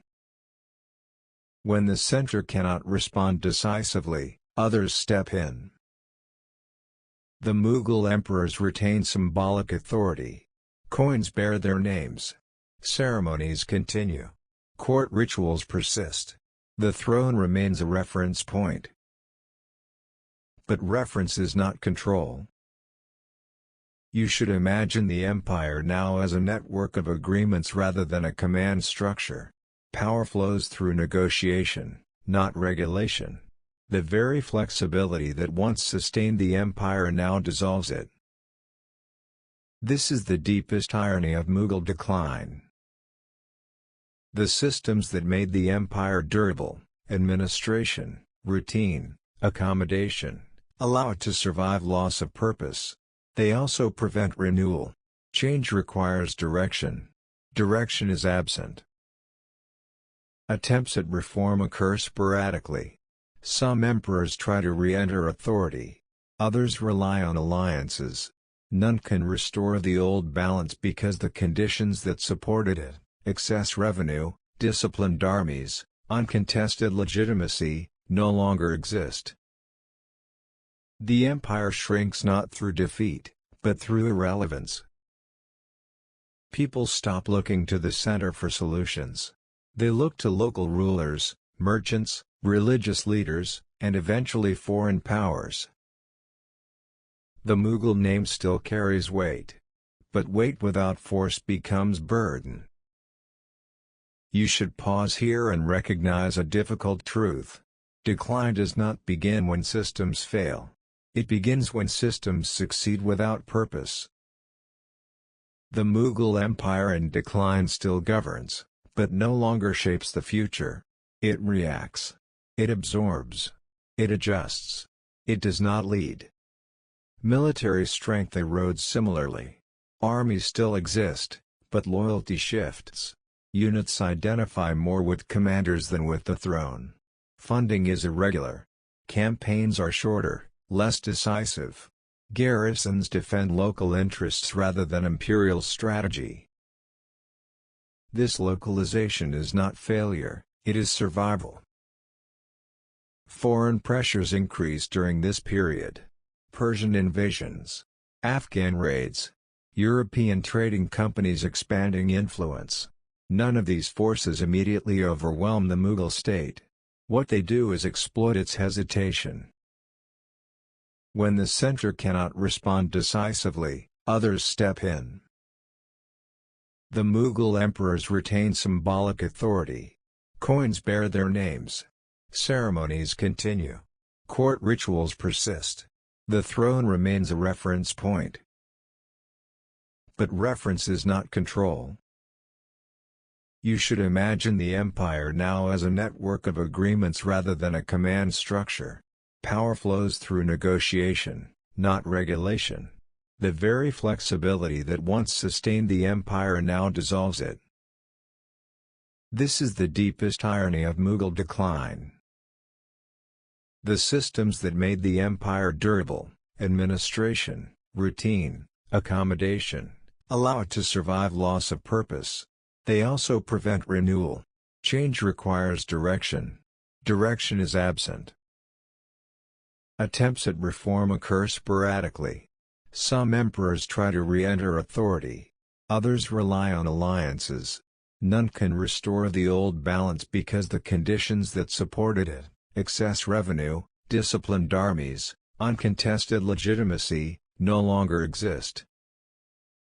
The empire shrinks not through defeat, but through irrelevance. People stop looking to the center for solutions. They look to local rulers, merchants, religious leaders, and eventually foreign powers. The Mughal name still carries weight. But weight without force becomes burden. You should pause here and recognize a difficult truth. Decline does not begin when systems fail. It begins when systems succeed without purpose. The Mughal Empire in decline still governs, but no longer shapes the future. It reacts. It absorbs. It adjusts. It does not lead. Daily life within the palace reflects this restraint. Expenditures are limited. Ceremonies are modest. Resources are scarce. The grandeur of earlier reigns is recalled, not reproduced. You should imagine servants performing rituals they know will not influence policy. They do so anyway, because ritual is habit and habit comforts. The emperor's influence exists almost entirely in language. Poetic expression becomes political in subtle ways. Verses mourn loss, decay, impermanence. They do not call for revolt. They call for remembrance. This is resistance without force. Beyond the palace walls, dissatisfaction grows. Economic pressures increase.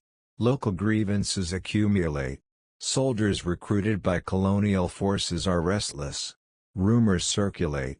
Authority is contested not in Delhi alone, but across regions. Zafar watches from a distance that is both physical and political.